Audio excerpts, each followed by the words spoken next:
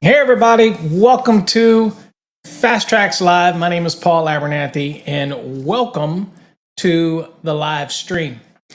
So I know all of you are gearing up for the holidays and hopefully spending time with family. And so again, springing a impromptu training session on you like this. Again, I appreciate you taking the time to join me so that we can go over a little bit of some exam prep. But it's not just exam prep. If anybody out there who struggles with doing a single family dwelling calculation, and I know there's a lot out there that do, because when I'm reviewing the units in our Fast Trax, as well as answering questions for people all over the country, there's still so many questions that get asked about doing a single family dwelling.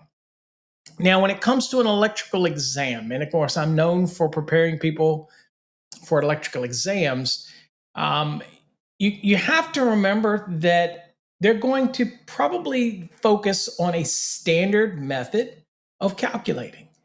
And there's an optional method that we're all familiar with in Part 4 of Article 220 that is probably what's going to serve you in real life. It's probably what you're going to use in a day in and day out basis.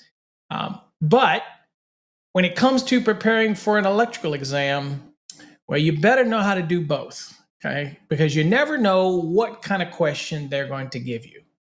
So a lot of people just simply don't know how to calculate it, and they just guess it. I know plenty of electricians who have done houses, dwellings for years, and have probably never done a load calculation. They learned it from somebody else. They look at the size of the house, historically, what they've done in the past, and they basically size it, 200 amp, 400 amp. They really don't know how to do a load calculation. So that's what we're going to take care of tonight. We're going to kind of dig into it. We're going to be using the Fast Trax system, and we're going to be using the 2023 edition tonight. So there's only going to be some subtle changes for you that are in the 2020 or the 2017, and I'll point those out. Other than the fact that some of the code references have changed a little bit. Okay, so that's going to be pretty evident for you that are following along in your code book. You might be looking at something and say, okay, this is one thing, and how come my code book is in a different location or whatnot? So that's important. Secondly, I want to remind you that tonight is not a night where you can ask me questions. Okay, here we're going to stay on topic. I am not going to address questions. That is for our normal sessions where I do Q&A and ask. Tonight we're going to go into a lesson so I can get done with the lesson. But always know that you can send me questions at paulabernathy.com. That's a free service that we make available for you. Okay. All right. So we're going to get in it tonight and going and get into the lesson and try to get it started for you. All right. Of course, if you want to chat something, let us know where you're at, where you're watching from. It'll show up here in the chat. And just know that if I get any questions, I'm probably not going to answer them unless they're germane to the topic. Right? Now, if you're asking me a question about something that we're going over, then I will answer it. But you know what? Don't want to address any questions that don't focus on what the topic is, because we want to stay rolling on the topic. But if you do have some questions about something we're talking about, I'm more than happy to try to address those for you. Okay. All right. So when I'm going to do a load calculation, there's a couple things that I need to do as a load calculation. I need to think about compiling the information. Now, I get an awful lot of emails from people that say, well, I don't know how to compile the information. I don't know what the homeowner is going to put in as far as appliances and all this type of stuff. Well, let me be honest with you. It's your due diligence as the electrician to get this information, whether or not you're going to get it from the builder, whether you're going to get it from the owner. Again, the days where you could just go in and wire it and not worry about the additional loads or the demands of certain appliances, that's over with now. With what people are putting in homes, you better make sure that you actually compile the information.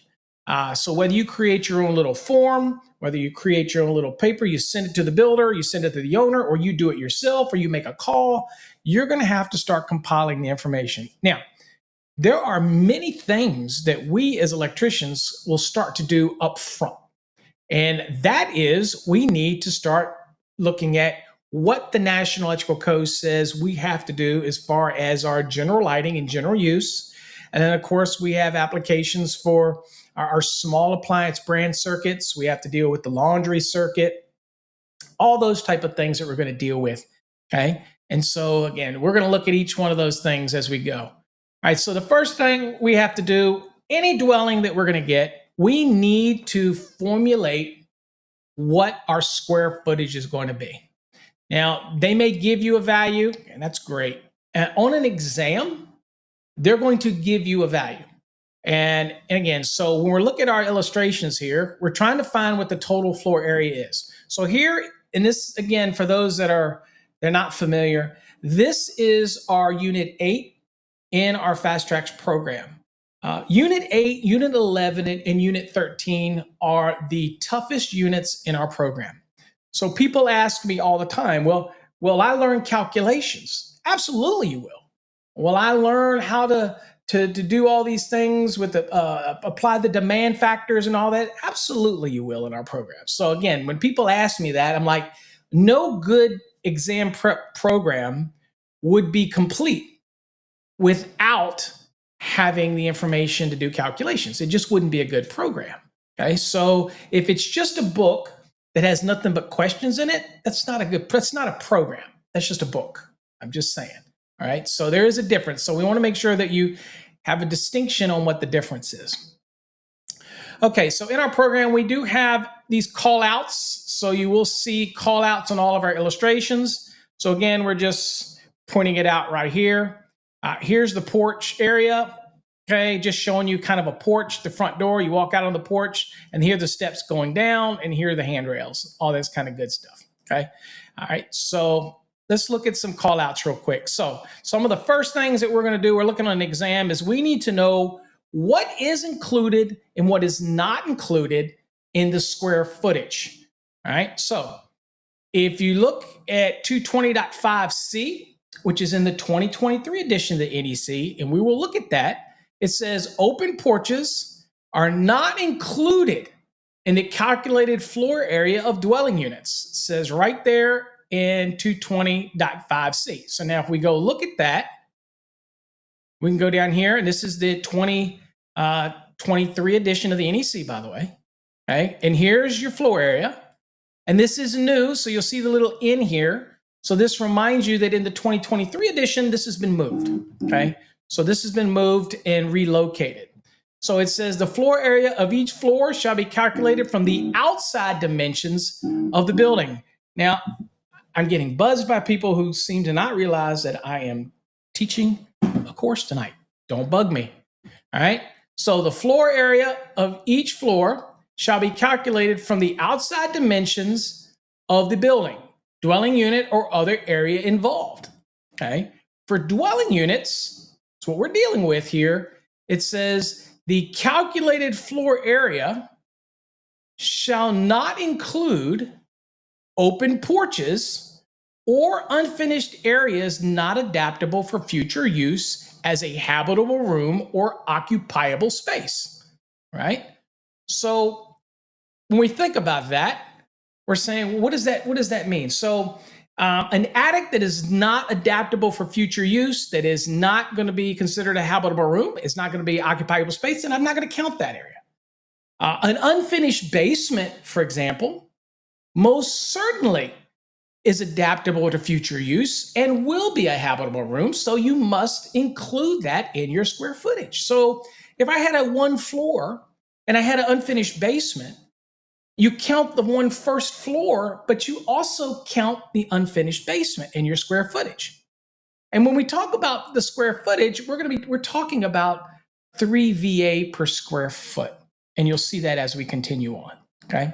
So we have to remember now something that for the 2023 that I think is important for me to point out, because it's different for you folks that are in the 2020 or even the 2017, is that you will notice that it says nothing in here about garages. Well, in the 2020, in the 2017, garages are excluded from the floor area. In the 2023 edition of the National Electrical Code, the garage floor area has to be included in your square footage.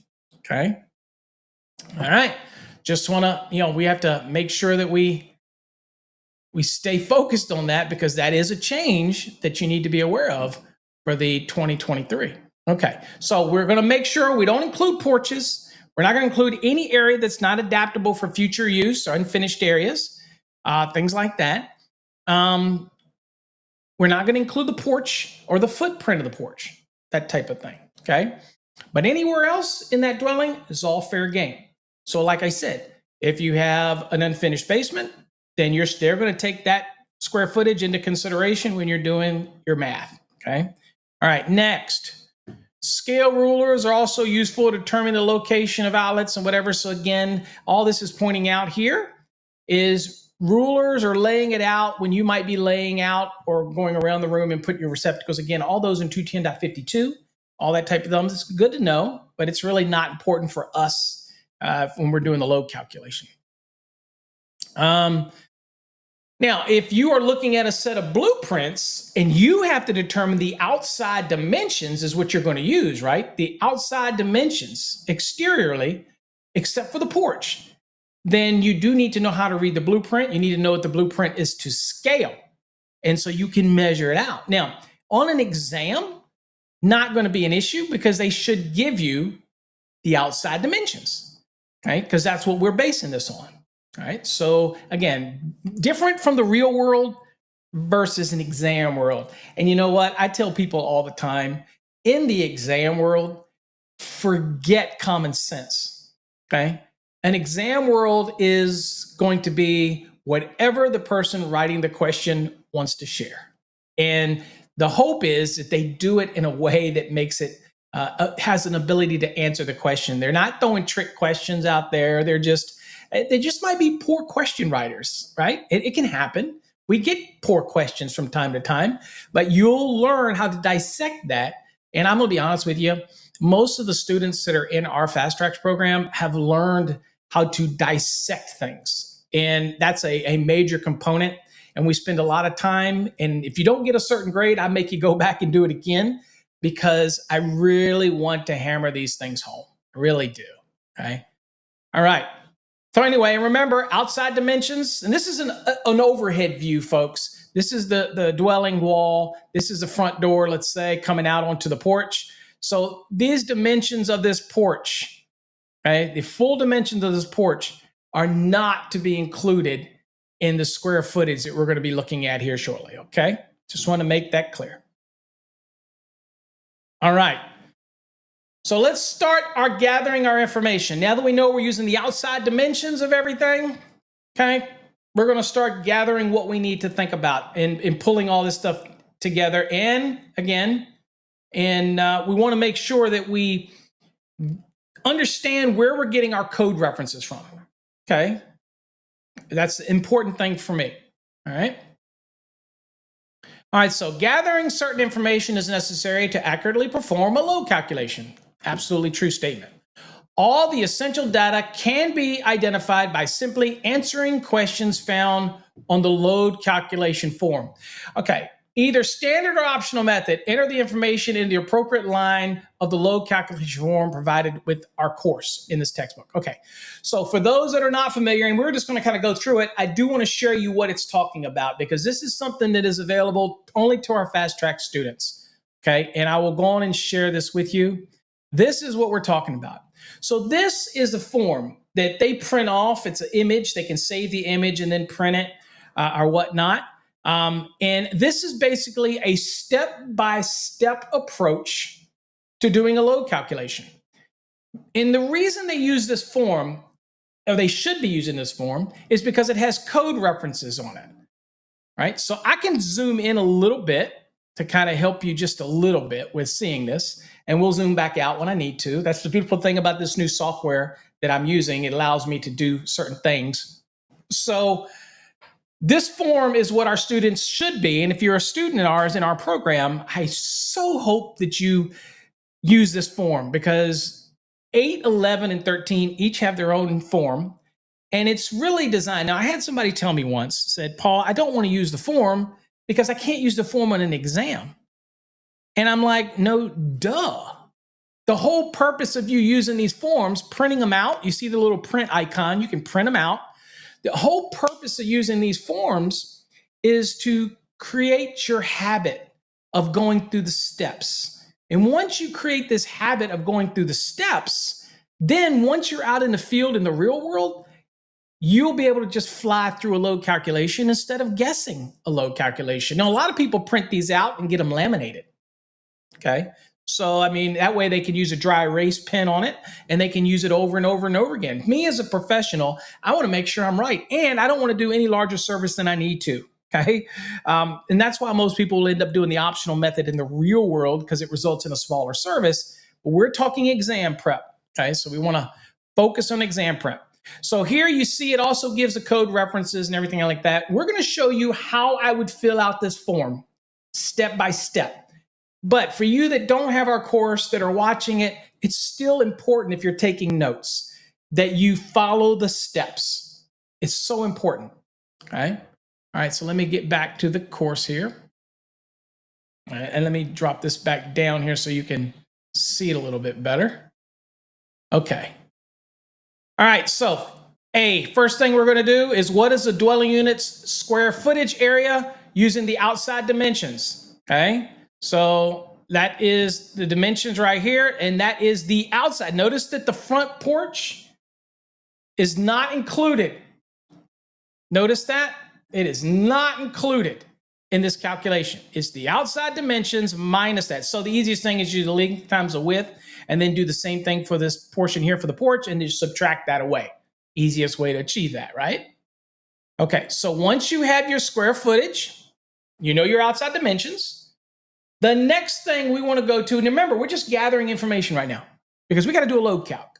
The next thing you want to do is, I got to determine what fasten in place appliances will be installed and what is the volt ampere load for each one of these. Now, the first thing that people tell me is, they go, well, Paul, how in the world am I going to know what's in this dwelling? Look, I know we can make excuses, but it's your job to know. I don't know what Harry homeowner is going to have. I wired homes for many years, over 20 plus years. I wired tons of homes. I was always able to get the information from somebody. It might have to do a little work, but I got the information. Okay. It's just what you're going to have to do. Exam people, don't worry about it. You know why? They're going to give you everything you need to have. Okay. So now there are going to be some things you may have to understand, and you'll see that in a minute. But in the real world, you've got to hunt this stuff down. On an exam, they're going to give it to you. No brainer. Okay.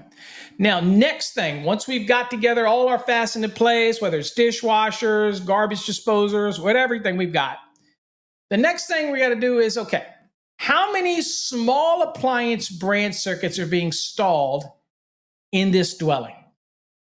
Okay. Now, the National Electrical Code tells us that we have to have a minimum of 2 small appliance branch circuits. And you got to think to yourself, all right, I know that it's demanding that I have at least 2. And where does it say that, by the way? Well, let's go to the NEC really quick, and I'll show you that.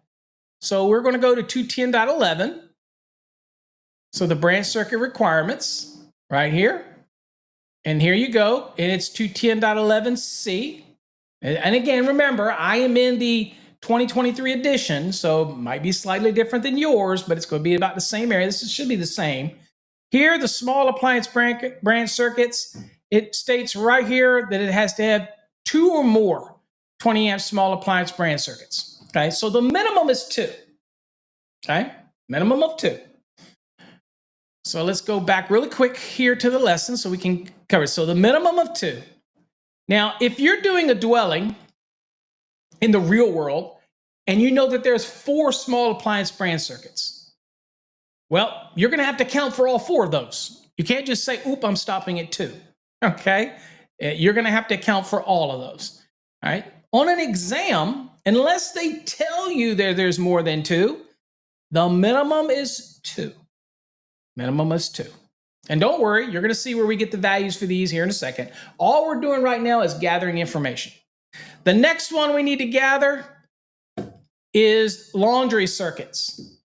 Okay, well, if we go back to the NEC again, we're in 210.11 right here, the branch circuits. It requires a minimum of at least 1 additional 20 amp branch circuit shall be provided for the laundry receptacle outlets. Okay, all right, so we have to have at least 1 laundry. Now, we haven't looked at the VA values yet. We just kind of gathering info. So we got to have at least 1, right? Okay. The next thing we're going to put together, and for exam, unless they state otherwise, we're just going to write down 1 laundry circuit, 2 small appliance branch circuits. We're going to write down our our square footage outside dimensions of our dwelling. Remember, we're just gathering info. So the next thing we're going to hunt down is cooking. Now, if you're just doing a normal type of dwelling, chances are it's just going to be 8,000 watts or 8 kVA or whatnot, but you need to ask and find out what's being installed. What are they buying if you're doing this? On an exam, don't worry. They're going to give it to you. Okay? Now, here's a little tip. For most single-family dwelling applications, it's either going to be a 12 kW, 11 kW, a 9 kW, or an 8 kW. All of those, when it comes to the standard calculation, are going to be 8 kW, right? Because the standard method in 220.55 tells us that we can use the table. And in that table, it says as long as it's not over 12 kW, that we always use column C unless note 3 is applicable. So what does that mean? That means if it's not over 12 and it's only 1 appliance, 1 range, then it's 8 kW. Even if it's happens to be a higher kW range, like let's say it happens to be, again, 9 or 10 or 11 or even 12. As far as the calculation, it's still just 8 kW. Okay? All right. That's what you're going to get with most single-family dwelling applications. Now, I will remind you that it can get a little more complicated when you start getting into ranges that are over 12 kW, and you have to end up using note 1 and things like that. Not typically what you're going to have in a normal, just a simple single-family dwelling application. But I will remind you that we have an entire video series on range calculations available over on fasttraxtube.com. And if you see at the top, 50% off our annual subscription. And the reason I'm telling you this now, because this goes away in January 1st.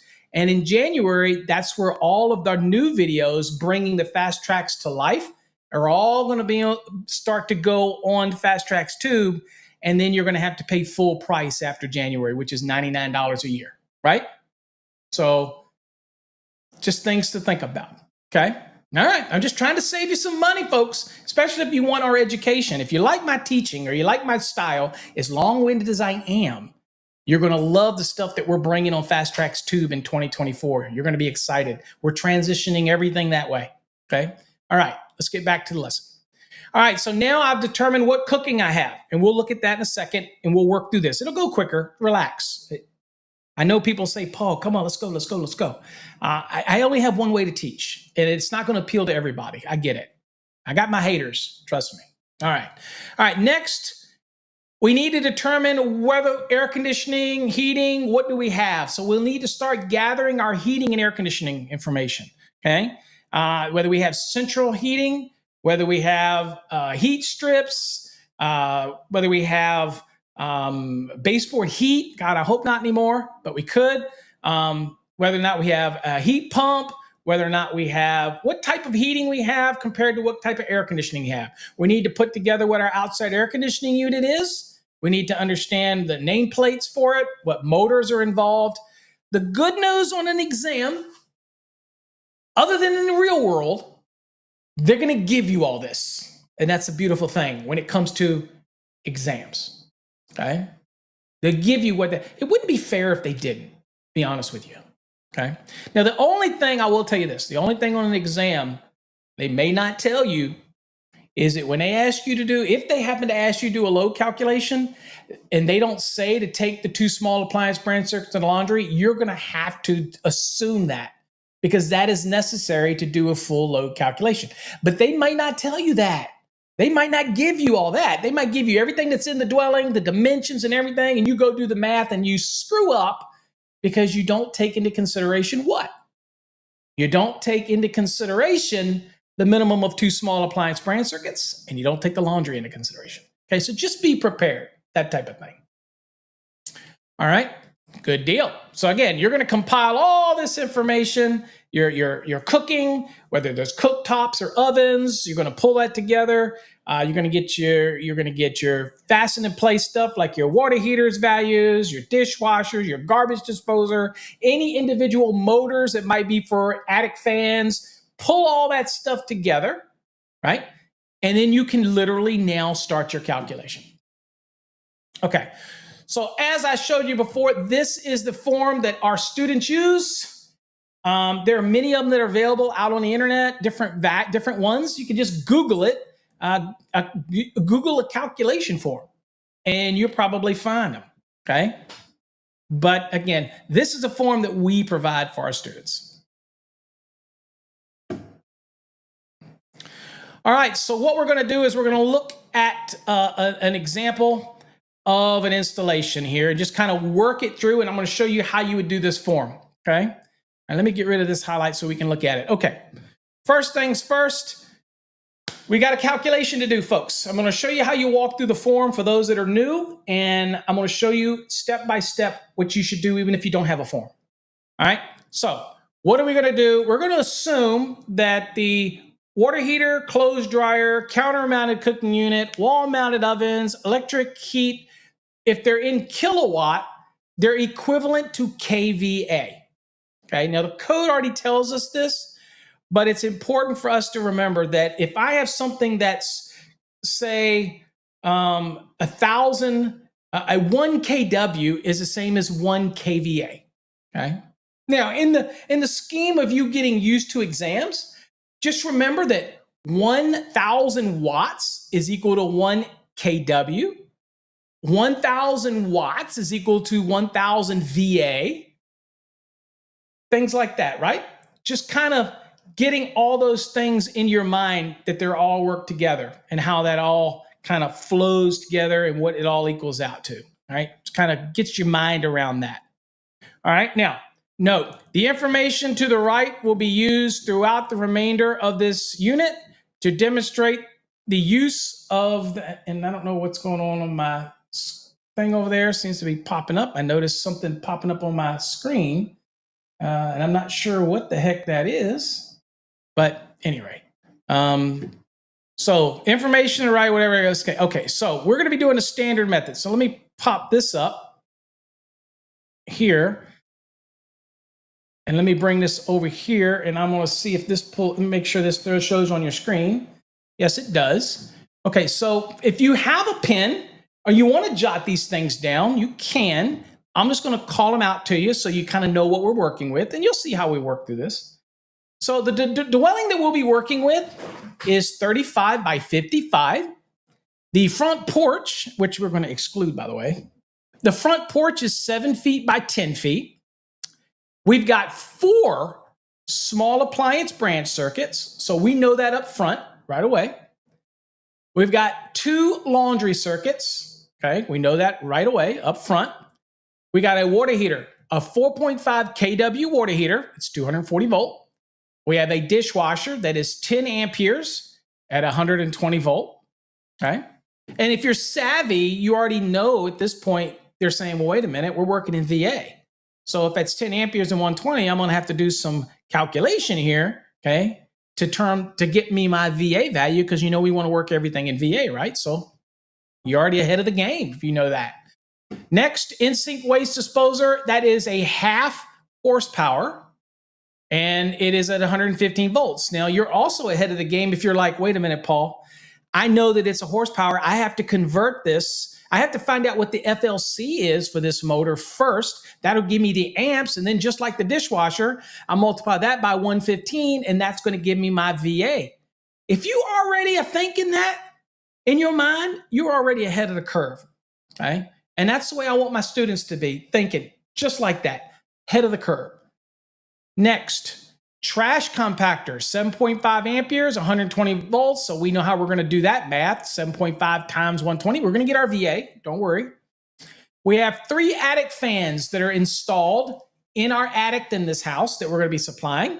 And they're 4.2 amps each. So it's 12.6 total. That's the summation of all 3 of these attic fans. We have an electric clothes dryer, which is 5.5 kW. Again, 240 volt. We have a counter-mounted cooking unit, and it is 7 kW at 240 volts, okay? We have a wall-mounted oven, which is 6 kW, okay, 240 volts. We have we have heat banks, okay? And these are basically heating units that go into the central system, and they are 5 kW each bank. Okay, so it's a 15 kW heat pack with 3 separate 5 kW units, and that is 15 kW total. We have an air handler at 3.2 amperes at 115. And remember something. These are little things I'm telling you before we even get started. That air handler is going to have to blow that cool air, but it's also going to blow what? The hot air. So when we're going to get to the point where we're going to be doing AC and heat, we got to remember that air handler has got to blow the air for both, not just the heat, but also for the cooling. Okay, that's important because we want to make sure that we include it in our calculation for both when we're comparing them. Make sense? Okay. Next, we have the air conditioning compressor motor, 16.5 amperes. And then we have the condensing fan motor at 2 amperes. Now, couple things that I look at here in the 2023 edition of the NEC is when we're going to be doing heat versus AC, there is a little rule in 220.60 that basically says you compare heat to AC if they're non-coincident loads. Means they're not going to be operating at the same time. I'm just telling you some things up front, so it's easier when we get there.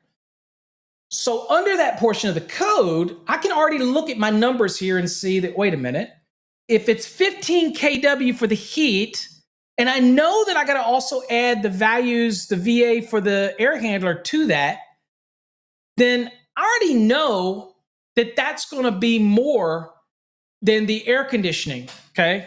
And I can already look at that. If I wanted to take that 3.2, just real quickly, times 115, you definitely want to use the values they give you. That's 368 VA, okay, for the air handler. And then, of course, you got the 15 kW, which what did we say earlier? kW is the same as kVA. And I like to finally get this stuff down into VA. It makes it easier to work. So that would be 15,368. Okay. All right. So if I'm looking at that versus the AC, I'm already doing these things in my mind up front. And I'm going, okay, well, what's that 16.6, which they already gave us a compressor motor. We didn't have to go look it up. 16.6 times 230. And that is 3,818. And it even doesn't even matter if I add the air handler and the condensing fan and work that out. I can already tell you my heat is going to be greater than my AC. Okay? Right? So, reason I'm telling you that is because in the 2023 as well as in the 2022 NEC, if the heat is greater of those loads versus the AC and they're non-coincident loads, means they're not going to operate at the same time, okay, thermostatically controlled, interlocked, then I have to take the largest motor, and if the largest motor happens to be that air conditioning compressor, and by looking at this, that is the largest motor in this dwelling, then I take that air conditioning compressor at 125%, plus the sum of the condensing fan and the air handler. And you know what? It's already still not going to be greater than the heat. So the whole reason I did this is later, I just don't even have to worry about the comparison. I can just take the heat.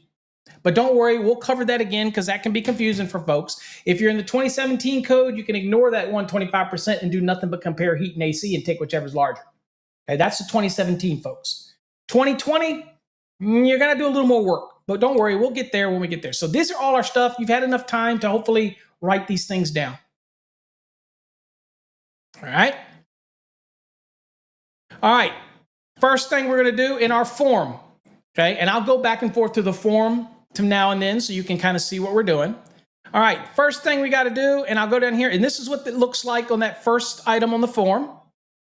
And it even gives you the code reference, by the way.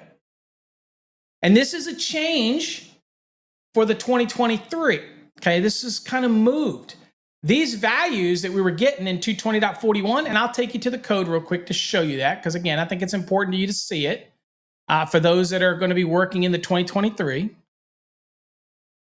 Is that all of these values you see right here, this used to be in 220.14J. And so now it's moved. So if you're in the 2020, it's 220.14J. If you're in the 2017, I think it was in 220.12. So at the end of the day, you've got to get used to this movement. The code is changing, okay? So, but here's where we get our 3 VA. So if you remember anything, remember dwelling units, 3 VA per square foot, 3 VA per square foot, 3 VA per square foot, okay? Now, just for us having a conversation, what is included in that 3 VA per square foot? What else is in there? Well, that covers all of your general use outlets, okay? Now remember, that's not your small appliance, that's not your laundry, but that is the receptacle outlets that would be in your bedroom or in your den or in your living room or even in that basement. All gets encompassed in that 3 VA per square foot, which is why you have to include an unfinished basement in case somebody comes along and finishes it off later. We need to size that service to accommodate that expansion already. Okay. Now, it also includes 210.11C3, and I'll punch it up here. That includes that bathroom circuit. So there's nothing extra for that minimum of 120 amp bathroom circuit. Okay. And it also covers the garage circuit, okay, which is C4. All right, 210.11C4. So you don't have to add anything else, no VA, no extra VA. For those two, it's already included in that 3 VA per square foot. That's a beautiful thing, right? Now, also, this also covers the outlets that would be at the front or the back, okay, of your dwelling. Okay, so that would be 210.52E, that outdoor outlets, front and back for one family. So again, nothing extra for those front and back. They're all included in it, things like that, okay? So, and again, the garage is included as well, receptacles in the garage, okay? As far as the numbers or the value, okay? All right, so, and then of course, lighting outlets, okay? Your lighting outlets, they're included. So we're just talking your general lighting in your living room, your general lighting in your kitchen, your lighting in your bedroom, things like that. All of that is already included in that 3 VA per square foot. I don't have to add anything additional to that. You know, it's funny. One of the questions that we present on our Fast Trax program, one of the questions that I asked somebody is, an unfinished basement, what's the additional VA necessary if you're doing a new service? And people always want to calculate that out at 3 VA per square foot. That should already be in your overall calculation. So if they were to come up and say, the owner comes to you and says, hey, I want to add 12 more receptacles in here because I just don't think I like your spacing. Just throw me 12 more in here. I want another one there. I want another one there. These are general use receptacles. You don't have to do anything. They're already covered in the 3 VA per square foot. Okay, so you don't have to say. Now, as an electrician, I'm charging them obviously to put in additional receptacles, but I'm just saying, as far as your load calc, it's already in place. Don't have to do anything extra for that, okay? Also, remind you right here that motors rated less than 1/8 of a horsepower and connected to a lighting circuit shall be considered part of the minimum lighting load. A good example of this would be an exhaust fan in a bathroom, which typically the exhaust fan will probably be on the lighting circuit that's supplying the bathroom lighting. And it's gonna be, okay, less than 1/8 horsepower. Then it does not have to have anything else considered to it. Whereas if you have an attic fan that's an exhaust fan, that's probably going to come under an appliance. Okay, and we saw we had 3 of them in our calculation. So those are going to be treated differently than this. So this is just saying, look, we need to accommodate those exhaust fans that are in bathrooms. And I don't think you need to treat those as an appliance, things like that, not required to. So we're just going to say, you know what, they're non-influenced in the system. So we'll just include those in a 3 VA per square foot. That's basically what it's saying. Okay. All right. So in our case, if you remember, here's what we did. Let's go back and look here. So we have 3 VA per square foot. You saw where we got that, and it's in section 220.41. And as you saw, it was 3 VA per square foot. That's what it was. We looked at that, established that a little while ago. Now remember our dimensions? They were 35 by 55. That's okay if you don't remember. We had those, and I'll refer back to it so that it's easy to remember. So again, that would be 35 by 55 is 1,925 square feet. But you remember there was that porch.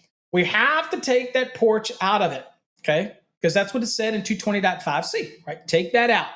So again, 7 by 10, that was the dimensions that were given. It's 70 square feet. So all we're doing is taking that 1925, we're going to take 70 square feet away from that. So that's where we get the 1855, okay? So that's where this value right here comes from. It literally comes from the fact that we took the outside dimensions of this dwelling that we were given, and then we took out the portion that's not to be included in 220.5C, which is that open porch. Okay, and that's all we did. So in doing that, now we can fill out our form. So right here, C, that's the value, the 1855 that we came up with. So that's what goes right here. And we know that 3 VA per square foot. Now here's the other beautiful thing about our Fast Trax program is all these call outs. Okay, these call outs are important because they keep you focused. Okay. All right, so now we have the code reference here. You can read it. It reminds you what is included and what is not included. So anyway, so what do? Our first form here, we go 3 times 1855, and that equals 5,565. Don't trust me, because I might throw you for a loop here. So let's make sure. So 3 times, get your calculators out, 3 times 1855, and that is 5,565. So that is actually 100% correct, okay? Now we have a note, and we do this a lot in our program. We give you little notes, little reminders, things like that. It says all 15 and 20 amp general use receptacles, except for the small appliance and laundry, and I told you this earlier, are considered part of the general lighting load. No additional load calculations are required for these outlets, okay? It stated that in 220.41. Also, I should remind you, if you're a student in our program, anytime you see these little chevrons, stop, drop, and roll. Where do you roll? You roll over to your NEC and read what it says, because we may paraphrase it. But the reason our program is so successful is because you really, and if you're in our program and you're just reading it and moving on, you're not doing it right. You need to stop, grab the code book, look it up, and then come back and read it again before you move on. Don't be in a hurry, okay?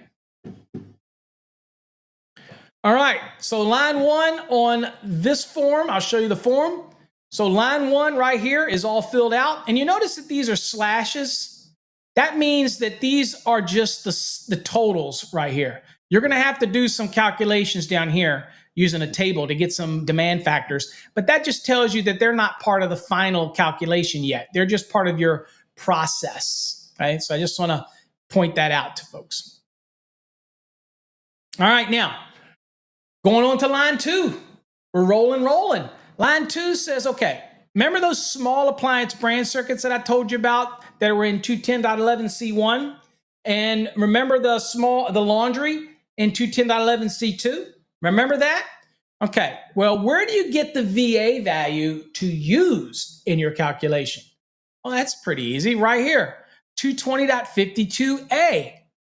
Remember, it's in these chevrons. So what do? We're going to go to the NEC, and we're going to go in NEC, and we're going to go down here to get that information so that you can see it right here. 220.52 right there, small appliance and laundry. Here's where you get that 1500 VA for each of those 2-wire small appliance branch circuits. Now remember, how many did we have? You remember? We had 4. How many laundries did we have? We had 2 in this house. Be careful when you're on the exam. Read it carefully, because you and I know that it's a minimum of 2 and at least 1 laundry. But if we get so rocking and rolling, we forget the question said that we had 4, okay, and 2 laundry. So 1500 VA for the laundry. That's the amount we're going to use. Okay, so we'll come back here. And remember, okay, so right here, small appliance branch circuits are 1500 VA. We went and got it just now. And we know we have to have at least 2. And that's what we saw in 210.11c1. Okay, so that's what we saw. So we're filling out this form, easy peasy, right there. Number 2, even have the code references here for you in case you get lost. 1500 times 4, because there was 4 of them, equals 6,000. Now again, don't take my word for it. Go 1500 times 4, 6,000. Okay. Now we have some notes here, just to kind of go over. It's not part of the calculation, but you never know what they're going to throw you on an exam. And it says an individual branch circuit for refrigeration equipment that is permitted by 210.52b1 exception number 2 can be excluded from this calculation. Okay, what does that mean? So that means that if you want to run a separate 20 amp branch circuit or a 15 amp branch circuit, because the code permits it under that exception for the refrigerator, and that's all you run, you don't have to add the 1500 VA for that one for the refrigerator, just for the ones that serve the countertop. How about that? So again, I could have 2 small appliance branch circuits run to serve my countertops as a minimum. I could have a third run into that single receptacle, let's say for a refrigerator under this exception, and it does not, okay, have to be added in this value here. These are just the small appliance branch circuit applications. Important stuff to know, right? So answer a couple questions that are in the chat. No, this does not happen every Monday. Sometimes I go live, so that's why you need to subscribe to the channel. Wednesday nights, we do live sessions with our Fast Trax students only. It's not live to the public. It's only available to Fast Trax students, and you will find that in your console. Okay, so again, kind of making sure everybody is up to date on what we're talking about. All right, now, if a dwelling has more than 1 feeder or separate load calculation is needed for each, it is not necessary to include this step if the feeder does not supply small appliance branch circuits. So in other words, if I'm supplying another remote panel with a feeder and that panel does not have small appliance circuits going out of it, then I don't have to put it into consideration, okay? That's all it's stating there. All right, so for your exam, this is it for the small appliance. That's all they're going to ask you.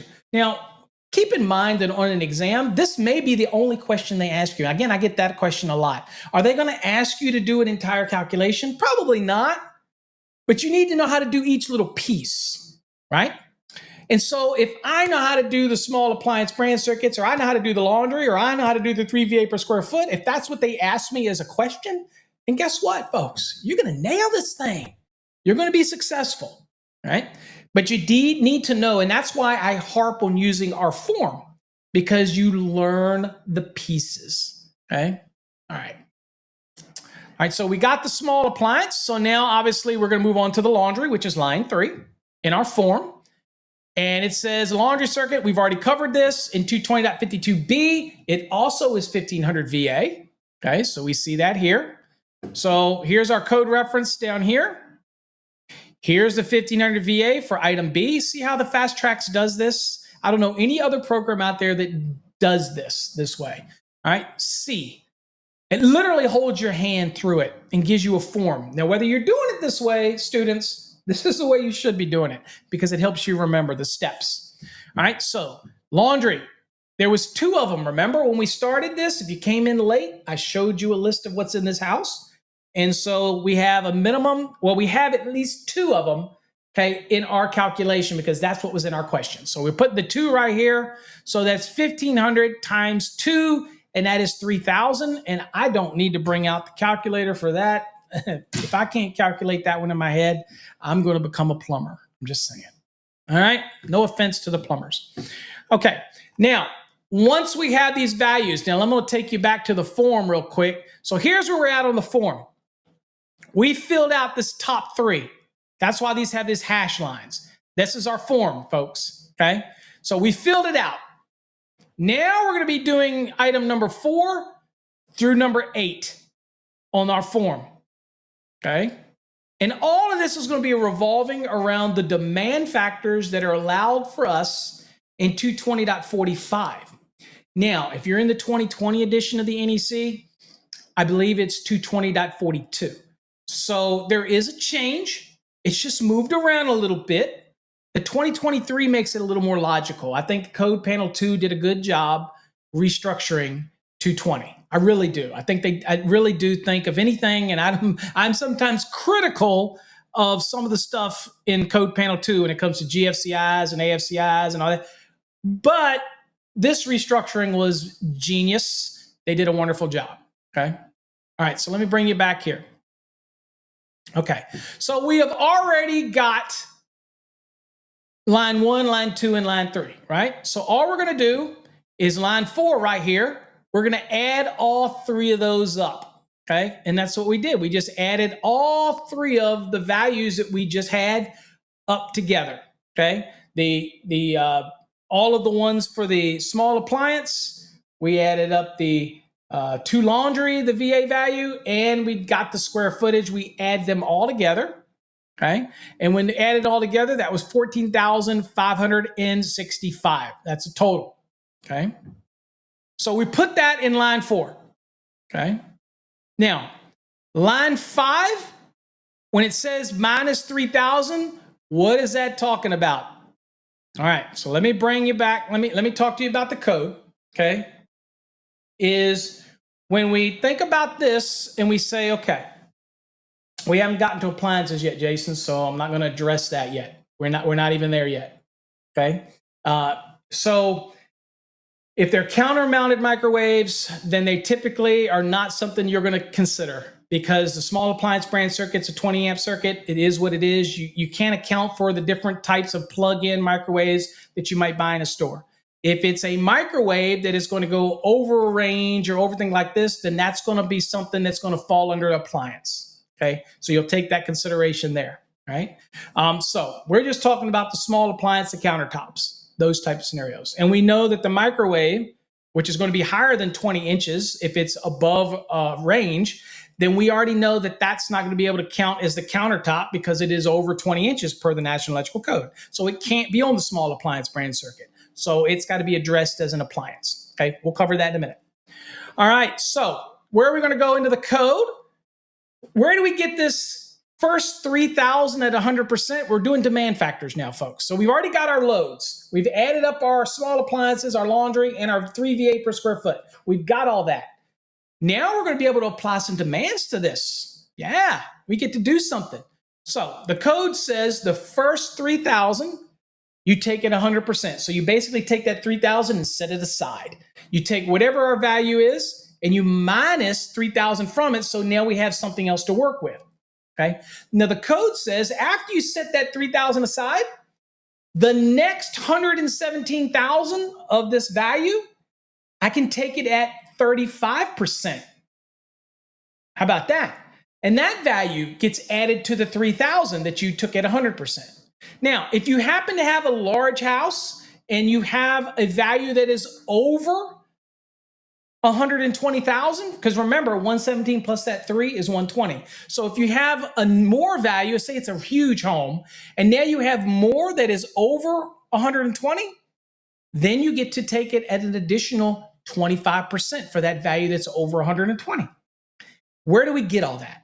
Let's go look at the code, okay? Because I want to show it to you so you can kind of see where all this is coming from. All right, so let's kind of dig down right here. So this is where you're going to see it, folks, right here. So this is table 220.45, and you see what it says here. It says the demand factor specified in table 220.45 shall apply to that portion of the total branch circuit load calculation for general illumination. And remember, people get lost here. They go, well, that says illumination, Paul. Remember what I said earlier? The general use receptacles are part of that 3 VA per square foot, which is part of the general illumination. It's all just wrapped into one. So don't get lost and say, well, this says only illumination. What about the receptacle loads? They're in there. Don't worry, they're in there, okay? They say they shall not be applied to determine the number of branch circuits for general illumination, okay? We're just doing a load calculation. That's it, right? That's all we're doing at this point. Okay, so here's what it says right here. The first 3,000, 100%. Okay, make sure I'm still on the screen here real quick, folks. Yep, I am, okay. So the first 3,000 of our value at 100%. Then from 3,001 up to 120, or we like to say the next 117,000, is at 35%. And then the remaining value that is over 120,000, you take it 25%. Okay? Pretty simple, straightforward, right? Well, we got to go back and look at how this is being applied to our form. All right, so here's our form. So we're going to follow the lines out here. All right, so here was our total value. If you're asking me where I got this value, remember, this is the 3 VA per square foot. This is the 4 small appliance branch circuits at 1,500 VA each. In the 2 laundry circuits at 1,500 VA. Add them all up. That's the value you got here. You just move it down here, and you take that first 3,000 away. So we're going to put this 3,000 aside, okay? But don't worry, it's going to get added back here in a second. It's just moved away for right now, okay? So when you take that 14,565, which is the connected load, by the way, not the calculated load, the connected load, then you've got 11,565, right? Now, since this is not exceeding the next 117,000, it's so far away from it, it's not even funny. But it's not even near it. So we're going to move it down here to line 8, right? Now, line 8 is the 35%. Remember, the first 3,000 at 100, the next 3,001 up to 120 is at 35%, and everything over 120 is at 25%. So we're going to be using this 35. So it's take that 11,565 times 35%. That equals 4,048. Okay?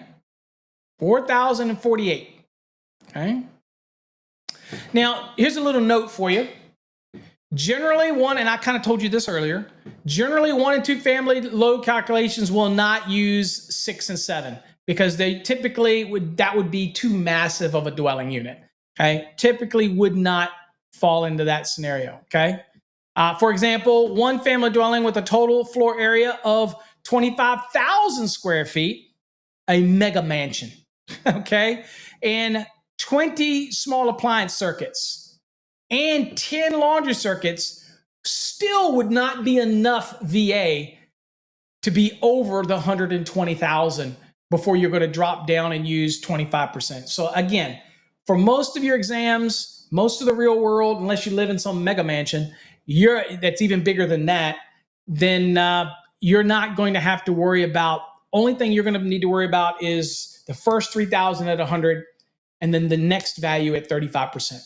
And then you'll add the two together, okay? So remember, we haven't added this 3 back in yet. We're just at 4,048, okay? All right. So now you get to line 9, okay, on ours. And let me go back and show you this form real quick so you can see. So here's what we've done. We did everything here. We worked all this out, okay? And then we're going to take the summation of that and put it right here in line 8, okay? And then line 7, but we didn't have any line 7, okay, because we didn't have any of those values. So we're basically just going to put the value here, 4,048, plus the original 3,000 that was at 100%. And that's going to give us the value in number 9. Now notice that this one is solid and it's not hashed out like this, because this will be the first value that we're actually going to use in our service calculation, okay? That's the first value that we're going to use. So that's how we determine the different color coding on our form, folks, if you wonder what that means, okay? So once it gets solid, that's going to be part of our calculation, all right? Okay. All right, so this is what we did, and so here's what we did. We brought that 4,048 down here, and we're going to add the 3,000 back to it, there, and that gives me a total of 7,048, okay? There you go. Just that simple, folks, all right? So that is the first one, number 9, that we're going to be using in our calculation for overall, okay? So hopefully all of that makes sense to how you use this form. It's a pretty simple form, but you just need to understand it. And I hope all of the students, I hope you all are using these forms. I really do, okay? All right, let's move on. All right, so the next thing we're going to come to on our form is all of those appliances. So on an exam, they're going to give you the appliances. They're going to give them all to you. In the real world, you're going to have to gather this information. You're going to ask the owner, you're going to ask the builder, you're going to ask anybody you can to get you the information. Because it's very hard for you to do a load calculation. Now, I will tell you, if in doubt, err on the size of oversized, okay? Not undersizing, okay? If there's ever a risk and you just get a bunch of people that just will not give you information, then err on the side of caution. On an exam, you don't have to worry about that. That is not something that you have to even conceive, because they have to. It wouldn't be fair, right? If they did not give you these values, it just wouldn't be fair, right? Yeah, 1 VA equals 1 watt. Absolutely. As far as the code's concerned. So 1 kVA is 1,000 watts. 1 kW is 1,000 watts. That type of thing. So again, all synonymous as far as the code's concerned when it comes to these load calcs. All right, so now let's pull together our fasten in place appliances, and we had all the things that we had, so let's kind of work through this form. So the term appliance designates utilization equipment commonly built in standardized sizes and types. And this is also how it's described in Article 100. So this is also, as usual, for my Fast Track students, this is a great time to stop and go look at the definition of appliance, okay? Now, for the purpose of this load calculation, kW ratings, again, will be the same as kVA, okay? K being kilo, okay? And so kilo and then watts being what they are, K being kilo and then VA volt amperes, okay? So they're synonymous in this application. So in order to get a VA of something, you have, and all you have is the amps with it, and all you have is the voltage with it, then what you're going to do is multiply the voltage times the amperage. Oh, let me highlight that real. Voltage times the amperage. That's how you get the VA of something. And that's what we need to work this calculation, okay? Now, horsepower ratings must be converted to volt amperes before they can be added to the form. The full load current ratings for a single phase motor are found in table 430.248. Important, folks, for you to remember this, okay? Now, in a dwelling, they're pretty much everything when it comes to motors that you're going to pull from are going to be in 430.248. Now, three-phase is 430.250. We obviously cover that in other trainings that we do, our motors videos and things like that. But for a single-family dwelling, again, and all of the ones that are in our equation are going to be single-phase. All right, so multiply the 9.8 amperes by the rated voltage of 115 to find the volt amperes. And that's how we would get 1127. Just taking the taking the FLC and then multiplying that by what? The voltage. And that's how you're going to get the volt amperes. Okay? Now, anytime on an exam you get questions and they give you a horsepower motor, then the first thing that I always do, if they're asking me a load calc, is I go on and get that out of the way. I will look at whatever they're half horsepower, quarter horsepower, 2 horsepower, 1 horsepower. I will just go immediately to 430.248 if it's single phase, if it's three phase, 430.250, and I immediately find out what my FLC is. So then I can come back, and I'm not going to use the voltage that is on the table. I'm going to use the voltage that is in my exam question. Okay, very important. Okay, want to use what's asked on the exam, because whoever wrote the exam is expecting a certain answer. Okay, so they're going to ask the question a certain way because they're expecting a certain answer. So you want to make sure you get it right, and so you want to flow with what they're doing. Okay. No derating is allowed when there's only 1, 2, or 3 fastened in place appliances. So what are we talking about? So in our case, if we have 4 or more, right, fastened in place appliances, then we get the luxury of applying something called demand factors. And if we look in the NEC, I will show you, I'll bring you here. We get to go to 220.53 right here. Okay. Now, this is a beautiful thing because it allows us, if we have multiple appliances, fastened in place appliances that are in this dwelling, okay, they're fastened in place. And again, example of a fastened in place would be a dishwasher, garbage disposer is a fastened in place appliance, things like that, right? A water heater is a fastened in place appliance, that type of thing. Now, there's certain things that you're not going to count as an appliance when you're applying this demand factor. So let's keep that in mind. You're not going to do any of the EV charging, okay? That's got its own allowances in the code that you're going to add. That's not going to be here. It's not considered as an appliance, okay? You're not going to do the air conditioning because we got a separate calc for that. We're not going to do any space heating. There's a separate calc for that. Clothes dryers, separate calc for that. And cooking, separate count for that, okay? So all we're going to be doing is appliances, is trying to count them up, and they have to be what? 4 or more appliances that are 1/4 horsepower or greater, or are 500 watts or greater, and that they are fastened in place, okay? All right, so if that's what you've got, then we add them up. If we have 4 or more, then guess what? We get to apply a 75% demand factor to that. If we only have 3 fastened in place appliances, 2 or even 1, then we have to take their value at the full nameplate value or the full VA that we calculate out. We can't apply any demand factors to that. So critically important especially when you're taking an exam. They're going to give you a certain number of appliances. Make sure you don't just go and take in 75% on that when you really can't.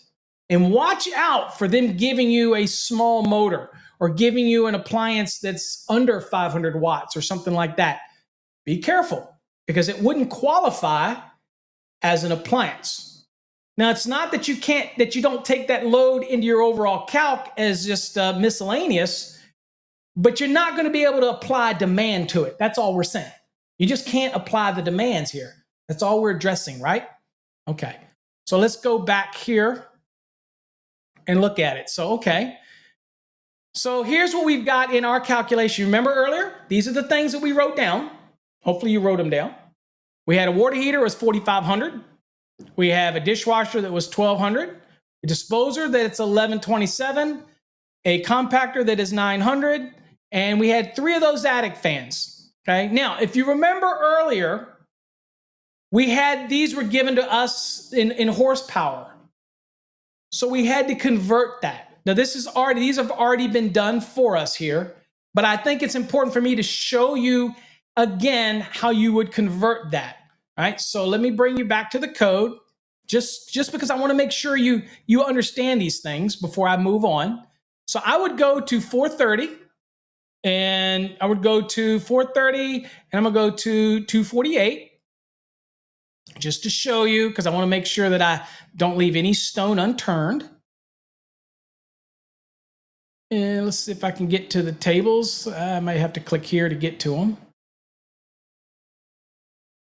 Okay, so here's the tables. That's 432. So here's tape 432.48. So this is FLC single phase. Remember, you're only going to use these voltages to put you in the right category. Okay. All right. So the quarter horsepower, 115 volts is 5.8 amps. So that's where they got the value. Now, in order to now get that into a VA value, remember what we said? You just take the 5.8, multiply that by 115, which is what the voltage, and that is 667.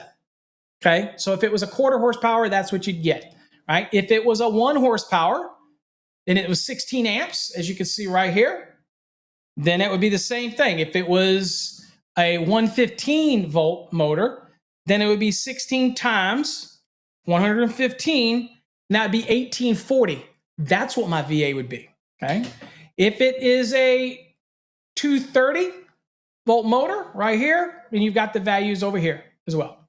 So these have already been done for us in our example, but I think it was important for me to show you where you go to do that. Anytime you get a motor and it gives it to you in horsepower.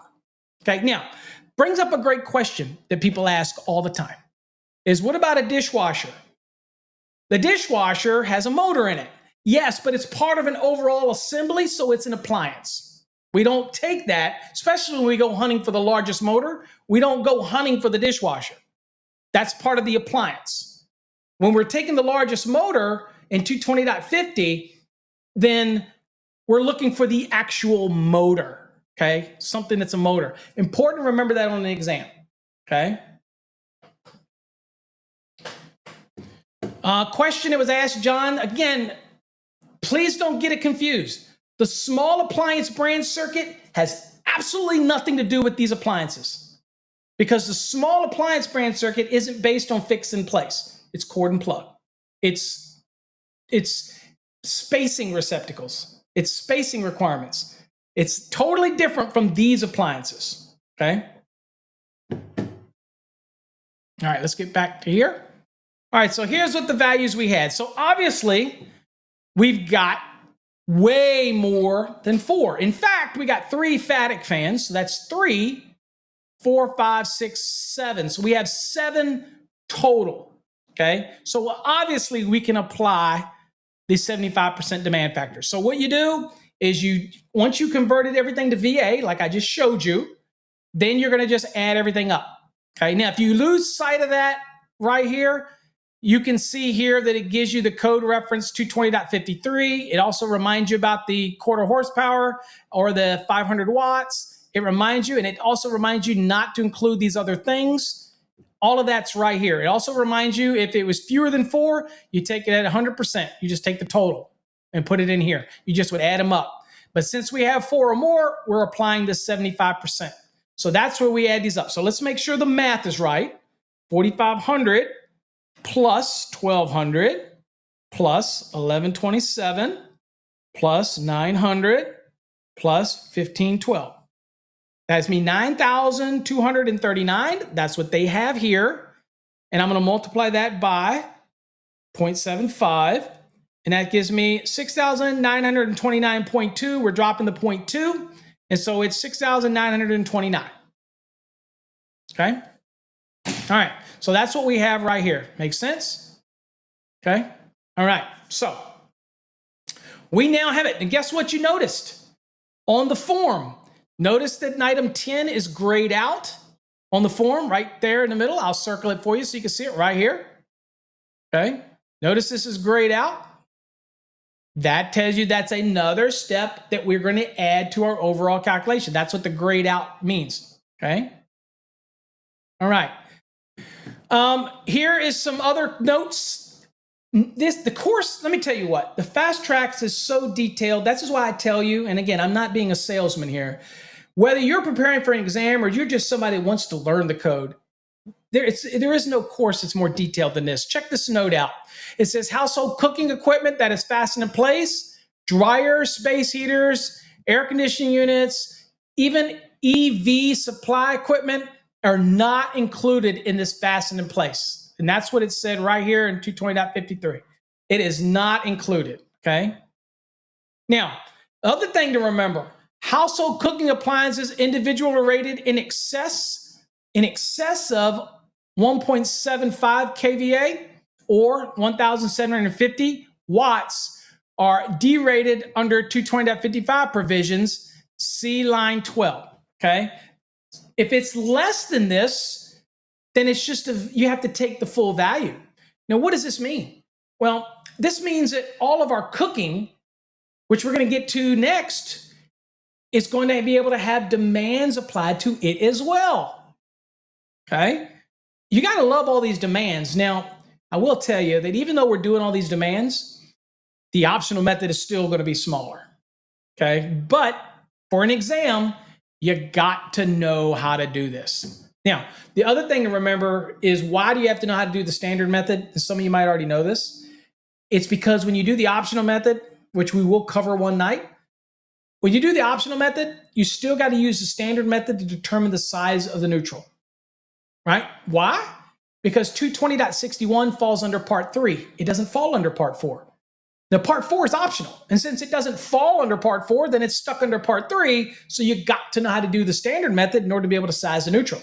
Unless you're one of those that don't want to get into how to size it, then you just make the neutral the same size as your ungrounded hots and you just rock and roll. But to me, that's wasted material. It's unnecessary. Learn to do the calc and you won't have to worry about that. Okay? All right. Let's go on to the next one. We're rocking and rolling, folks. You're doing great. Okay. All right.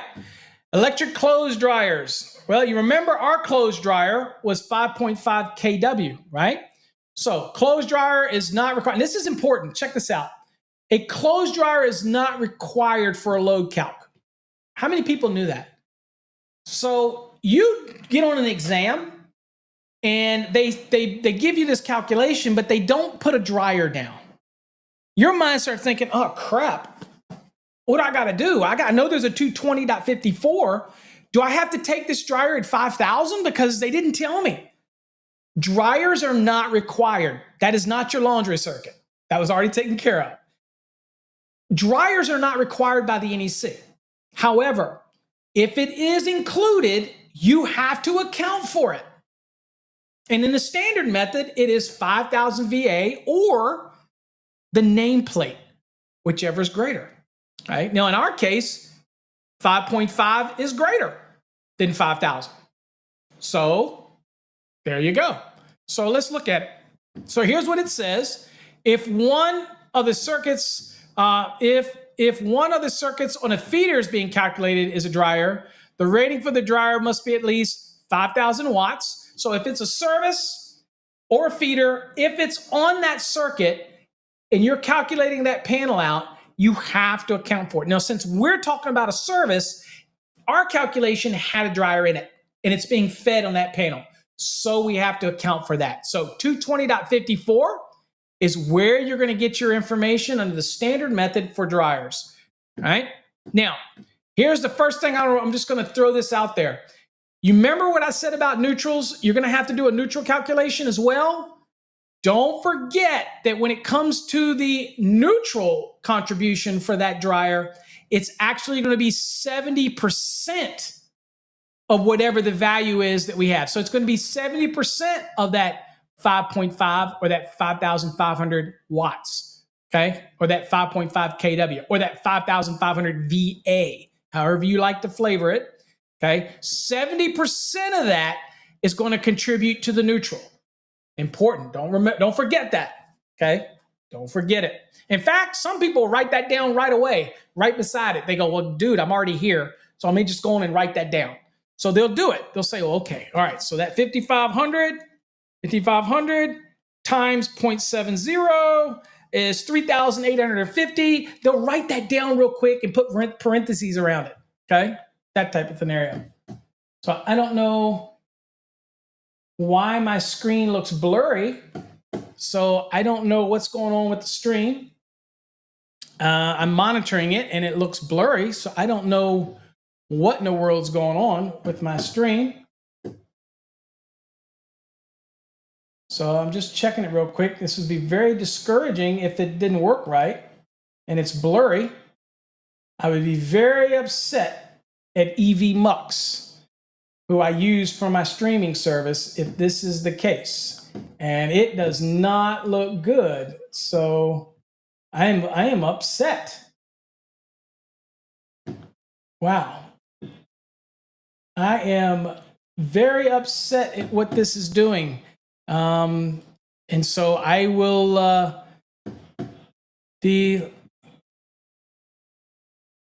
okay, so maybe it is the quality. Let me see if I can do that real quick because I want to make sure. Yeah, I think it is. You're exactly right. I think it is. Okay, it had nothing to do with them. Okay.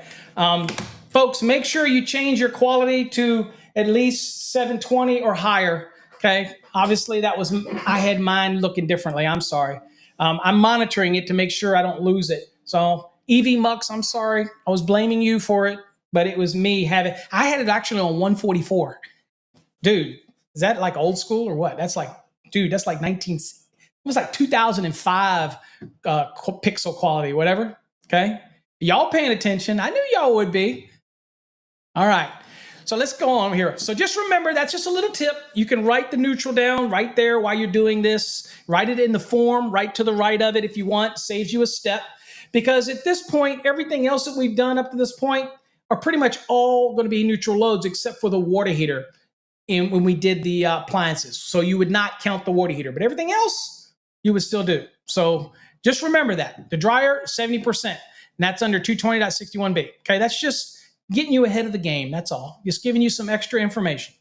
Now, D said if the nameplate is more than 5,000, the larger number is used in 220.54. So we're going to go look at that because I'm going to follow my policy of when you see the chevrons, you go look at it. So I'm going to bring you to the code. And I'm going to get us back to 220.54. Get us back to that right here. And you see clothes dryer right here. And it says that the load for a household electric clothes dryer in a dwelling unit shall be either 5,000 watts. And you'll notice that it puts VA in parentheses. So it's saying it's equivalent. Watts is equivalent to VA. Somebody asked that earlier. Or the nameplate, whichever is larger. Okay. Well, in our case, we're using 100% because it's 1 to 4. We only have one, 100%. So we're going to be using the 5,500. Okay. So here you notice at line 11 for the dryer. And again, another beautiful thing about our forms is that it gives you the code reference here. It reminds you of this information to lock it in your brain. But we even give you the little note here about the neutral. So you can use the same form to do your neutral calculations as well, because it's essentially the same values, right? All right, so 5,500, okay? All right, so that's 11. Let's move on. All right, we're at line 12. Now, real quick, let's just kind of look at where we're at here. So we've worked our way all the way down to right here. So we did 11. This was 11. And now we're down to 12. And now we're going to be tackling those cooking equipment, okay? Cooking appliances, all right here, okay? All right. See how much easier it is if you have a form? It just works better. And at least until the point where you don't need a form anymore. You get good enough, you don't need it. All right, so here we go. Line 12, household cooking appliances. All right, A, right here, gives you the reference, okay? It says household electric cooking appliances, ranges, wall-mounted ovens, counter-mounted cooking units, etc., are not required in a load calculation. What does that mean? Paul, what are you talking about? Interesting. Is if I was given a load calculation for a dwelling and they didn't give me the cooking value, and this could be a trick question on an exam. I always tell people there's no trick questions, but they could give you a question on an exam and they don't give you the cooking. Well, then you could go freaking out, man. I'm gonna blind everybody with my forehead. Look at that. You could freak out and go, well, dude, what do I use for the range? You don't use anything for the range because they're not required. However, they will give it to you typically in your calculation. Obviously, if they give it to you, you got to account for it. And in the real world, you obviously know that there's going to be cooking, right? So you have to account for it, that type of thing. All right. Now, interesting topic, because what if you have gas cooking? If you have gas cooking and they don't put a 50 amp receptacle there for options, then if they don't put that there, then I don't have to take the cooking into consideration. And if it's gas, y'all know that the igniter can be on with the small appliance branch circuit. So I don't have to do anything there. Okay, now, this is interesting. If they put in a range receptacle and they have a space for an electric range, but there also has gas there, then I'm going to tell you, not on an exam because they wouldn't do that, but in the real world, you better at least account for 8 kW for that range in your calc because they put the receptacle in for it. Now, if you're saying, well, why 8? Why not 10? Why not 11 kW? Why? Okay, I'm going to tell you why. Because you take the 50 times 240, right? And that's going to be 12. So at the biggest case scenario, it's 12. Well, what did we say under 220.55? And I guess we haven't looked at it yet. But anything, as long as it's not over 12, goes in our calculation as what? Is 8 kW. So protect yourself. If they put the receptacle in for the range, but they happen to use a gas oven or a range or whatever, but they put the receptacle in, then make sure you account for the 8, because somebody could pull that gas out and put that electric range in. The plug is already there. You have to account for it. So that's how I tell you to be careful. And that's how you do it. Pretty simple, right? 50 amps times the 240, 12,000, 220.55C says it doesn't have to, as long as it's not over 12, for one range, it's 8 kW. Bing, bada boom, done. Okay? All these little things to think about. Now, you're not going to get that on an exam, but you might in the real world. So I want you to be right. Okay? All right. So anyway, here we go. Individual household cooking appliances rated more than 1750 can be derated by using table 220.55. If it is less, okay, well, 1750 or less, then you just have to take it at its face value. You don't get to demand factor. You still got to account for it, but you don't get to take any demands off of it, okay? Never ever seen that come into play because it's very rarely I can think of any household cooking appliances that would be less than this. Okay, so when it comes to being able to apply 220.55, because you're not going to apply range microwaves here, that type of thing, right? Anyway, there you go. Next, same thing we did before. I just want to remind you, this would be a great time to get that neutral out of the way. And what is the neutral? It's exactly the same as it was for the dryer.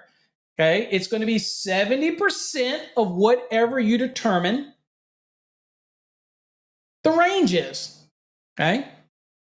Or your cooking is. So again, beautiful thing to be able to do that, and that's in 220.61b. All right, so let's look at what we got. So in our case, what did we have?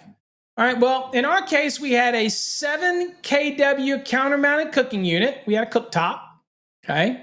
And we had a 6 kW wall-mounted oven, okay, or in our calculation. All right, so here's what's unique about ours, okay, is that both the units fall under column B, right? Okay, well, they both fall under column B, and the demand factor percentage found under column B for 2 units is 65%. So that's what our demand factor could be. All right, now multiply the total KW, which means we just add 6 and 7 together, right? And I'll show you where this is. We'll go look at the code. Relax, we'll go look. Add that together, okay?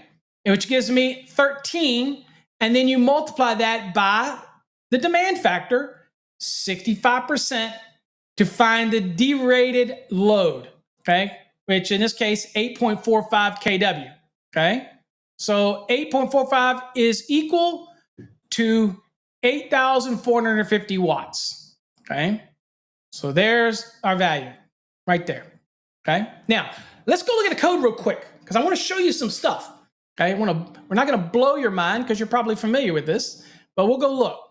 So here's what it says in the 220.55. Okay, it says the load.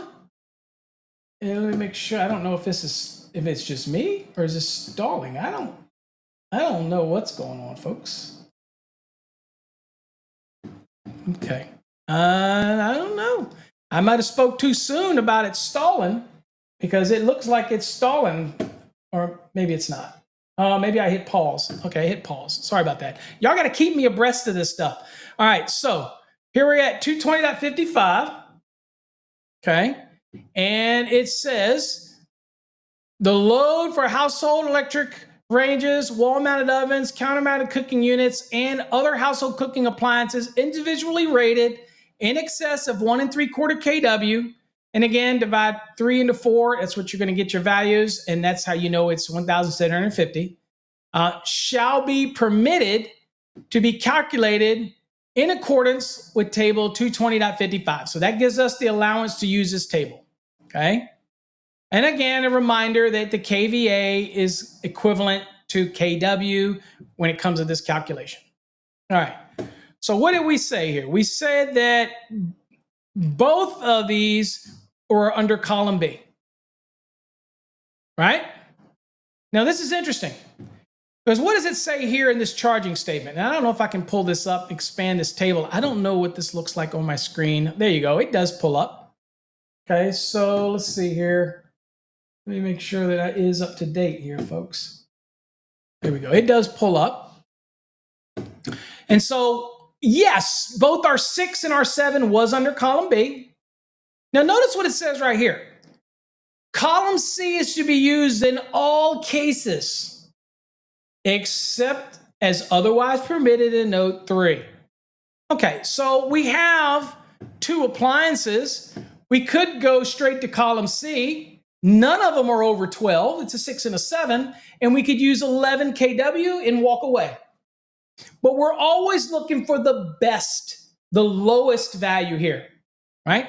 So in this case, we had the 2 appliances. We're using it 65 because they both fall under column B. Now, by the way, if it had a fall, one of them had a fall under column A and one of them fall under column B, then you apply the demand factor for the one appliance under column A, and then you do the same for the other one for one under column B, and then you add those 2 together. Okay, makes sense? Where do we get all that from? Right here, note 3. Note 3 in the 2023. Now you're going to see a few more notes here than you do in the 2020 edition.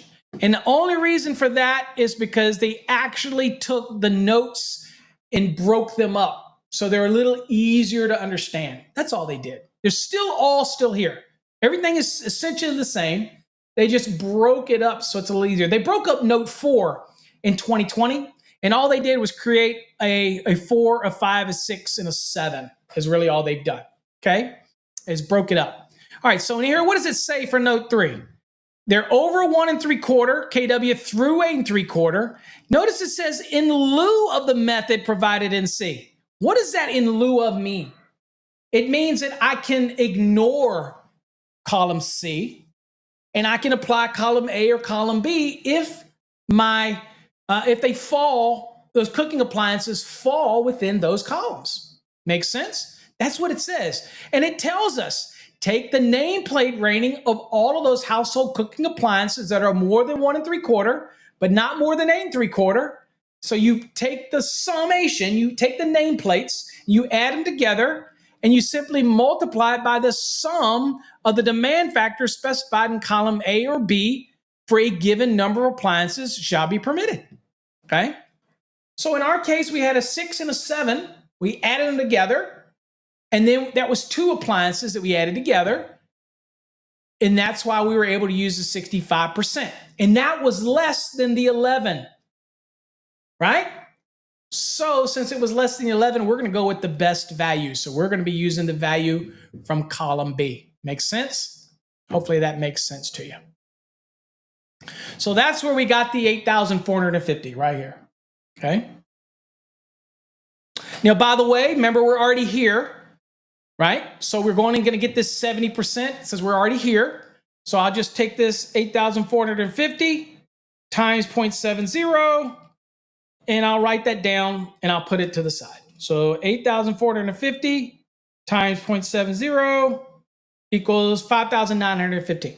So I'm just writing that down so that it saves me a little time. That's all. Okay. All right, next, we're almost done, folks. You're doing great. Now, if you look at the form, let me bring you back to the form. We have filled out this area for cooking. We filled out this area for dryer. We did our appliances here. Now we're down to this heating and air conditioning, number 13. Again, you get all your references here. Here's your 220.60. Remember, we're talking about the non-coincident loads and that type of thing. Now, here's the other beautiful thing about this form. Notice what it says. I know it might be hard for you to read, so I'll read it to you. Here's what it says. It says, include the air handler when using either one, heat or air conditioning, because the air handler's got to blow everything around. So it's obviously not non-coincident. Means that it's going to be running when the heat's going, and it's going to be running when the air conditioning is going. So that one has to be added to both when you're doing the comparison, right? It also goes on to say, hey, for heat pumps, include the compressor and the maximum amount of electric heat that can be energized while the compressor is running. Okay, so you're going to take in a heat pump, you're going to take the air compressor value, and if there's any heat that can be energized and running while that compressor is running, you want to use the maximum amount of electric heat that could be running if you have a heat pump. Okay, so that's the difference. Okay, if you have a heat pump, you're going to take the compressor value plus you're going to take the maximum amount of electric heat that could be running at the same time as that compressor. Okay, that's what a heat pump does. So that's a great tip. Now that's different when we're doing the optional method because we start cherry picking, right? But here it's pretty straightforward. If you heat pump, if it's heat, separate heat, central heat that gets blown around, but then you have an air conditioning unit or central air conditioning, you're still going to compare the two. Okay. Now here's a little tip for you. If at any time your heat and your air conditioning, whatever it may be, is not non-coincident, means you have baseboard strips and you're going to be able to discount it and remove one of them because somebody could be running the strips like baseboard heaters in a basement could be running that at the same time somebody upstairs is running the air conditioning. Okay. There's no interlock for that. Usually the baseboard heats have their own separate thermostatic control. Okay. Okay. So, and John, I just did the neutral for that. It's 70% for that. Okay. When it came to the, I'm assuming you're talking about the range. 70%, just like you did the dryer, is where you do for the neutral. All right, so let me bring you back here. All right, so let's look at the numbers that we had. So here's what we're looking at. It says the smaller of the two non-coincident loads can be omitted. Right, so we're going to take the larger of the two. As long as they are never energized simultaneously at the same time. What does simultaneously mean? Or what does non-coincident means? Well, it means that they're not occurring at the same time. Okay, so a dwelling's electric heating system and the air conditioning system may be non-coincident loads. Okay. Now, you could get an exam question that they flat out tell you, do not take the AC and the heat as non-coincident load. Well, what does that mean? Well, that means that you're going to take both of them at full value. You're not going to discount the one that's the lesser. Okay. So it's just remember to read your question on your exam. Okay. So important that you focus on it. But I'm telling you, and most of the exams that I helped participate in, that I helped write, they will actually be non-coincident loads. Okay. Just so you're aware of that. All right. If you happen to have any fixed electric heating, like baseboards, things like that, then that is calculated at 100% of the total connected load. And where do we get that? That's in 220.51. Okay, so if I have a central air, but I have separate baseboard heats that are electric space heating, then that is 100%. Okay, so you take that at 100% and add it to your equation. Okay, it's not a non-coincident load because it could be on at the same time as the air conditioning could be on. Okay, they're not interconnected, they're not interlocked, that type of thing. Okay, so just keep that in mind if you happen to have that. Now, this air handler, remember what we saw earlier? It was 3.2 amps. Okay, and we got that because we went and installed it. I believe it was a quarter horsepower. I can't remember now, but I believe it was a quarter horsepower. And that was 3.2 amps. And we multiplied that by 115. And that was 368. So remember, anything you're given in horsepower, convert that puppy by going into and get the FLC and then multiplying that by the voltage, and that will give you the VA. Now, since both are energized simultaneously, that air handler is going to see both. Okay? So keep that in mind when you're comparing the two. All right?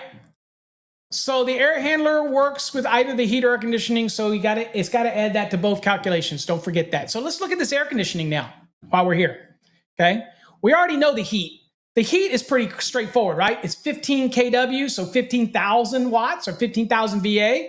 And then, of course, the blower motor, we looked at that, right? And that blower motor was 368, right? That's what that was. So it's 15,368 is what the heat is with the air handler, okay? So now we're going here and looking at the air conditioning.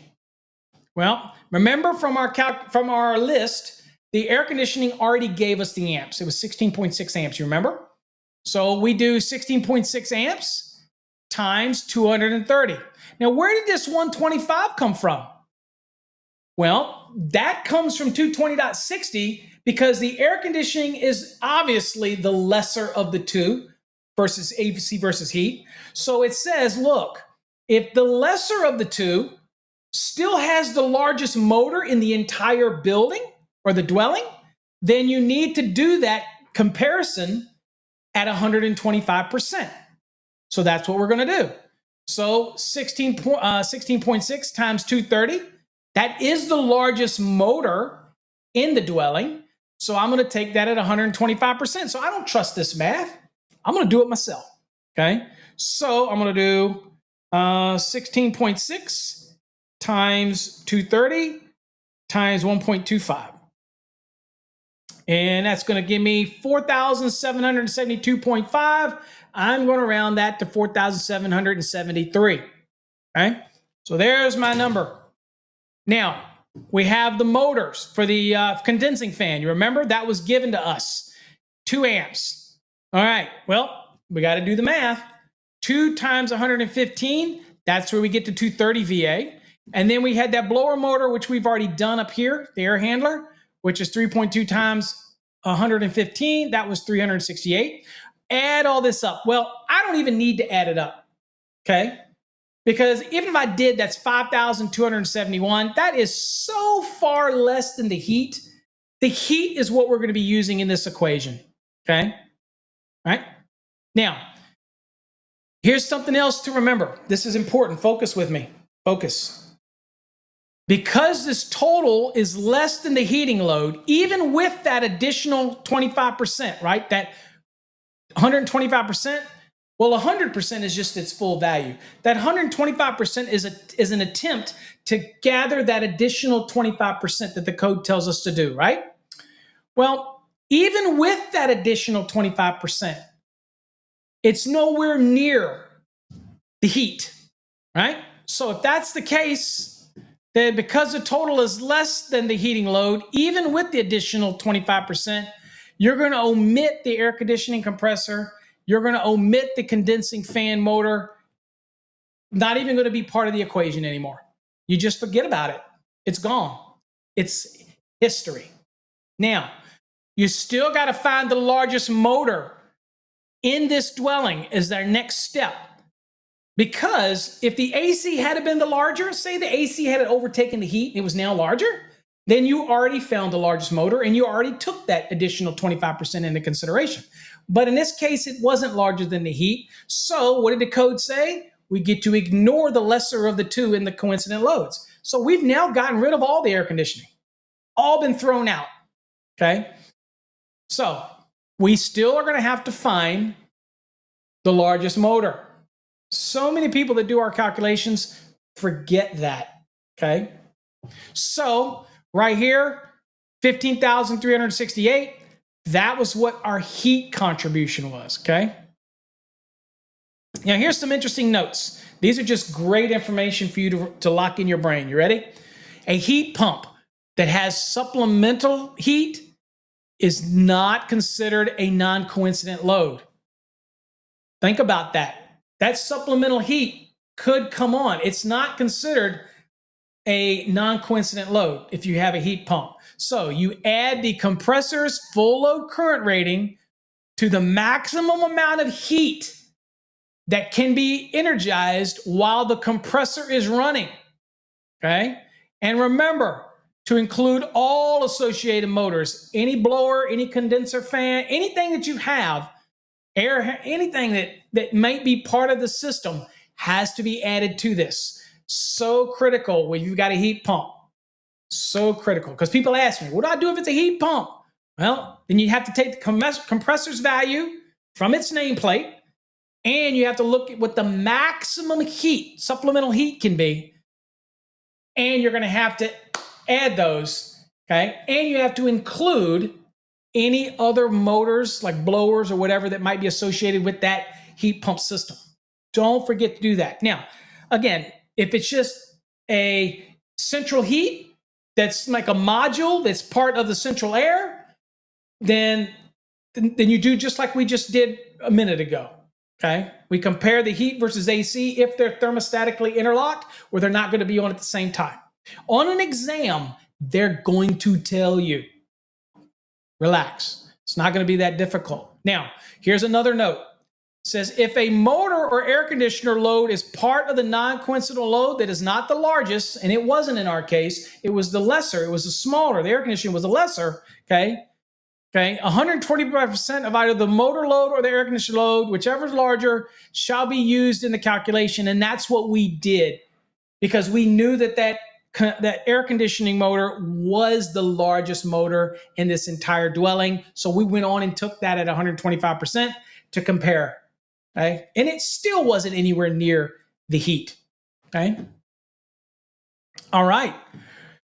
Speaking of that largest motor, since we threw out the air conditioning, which included that largest motor, now you have to go searching for the next largest motor in the dwelling.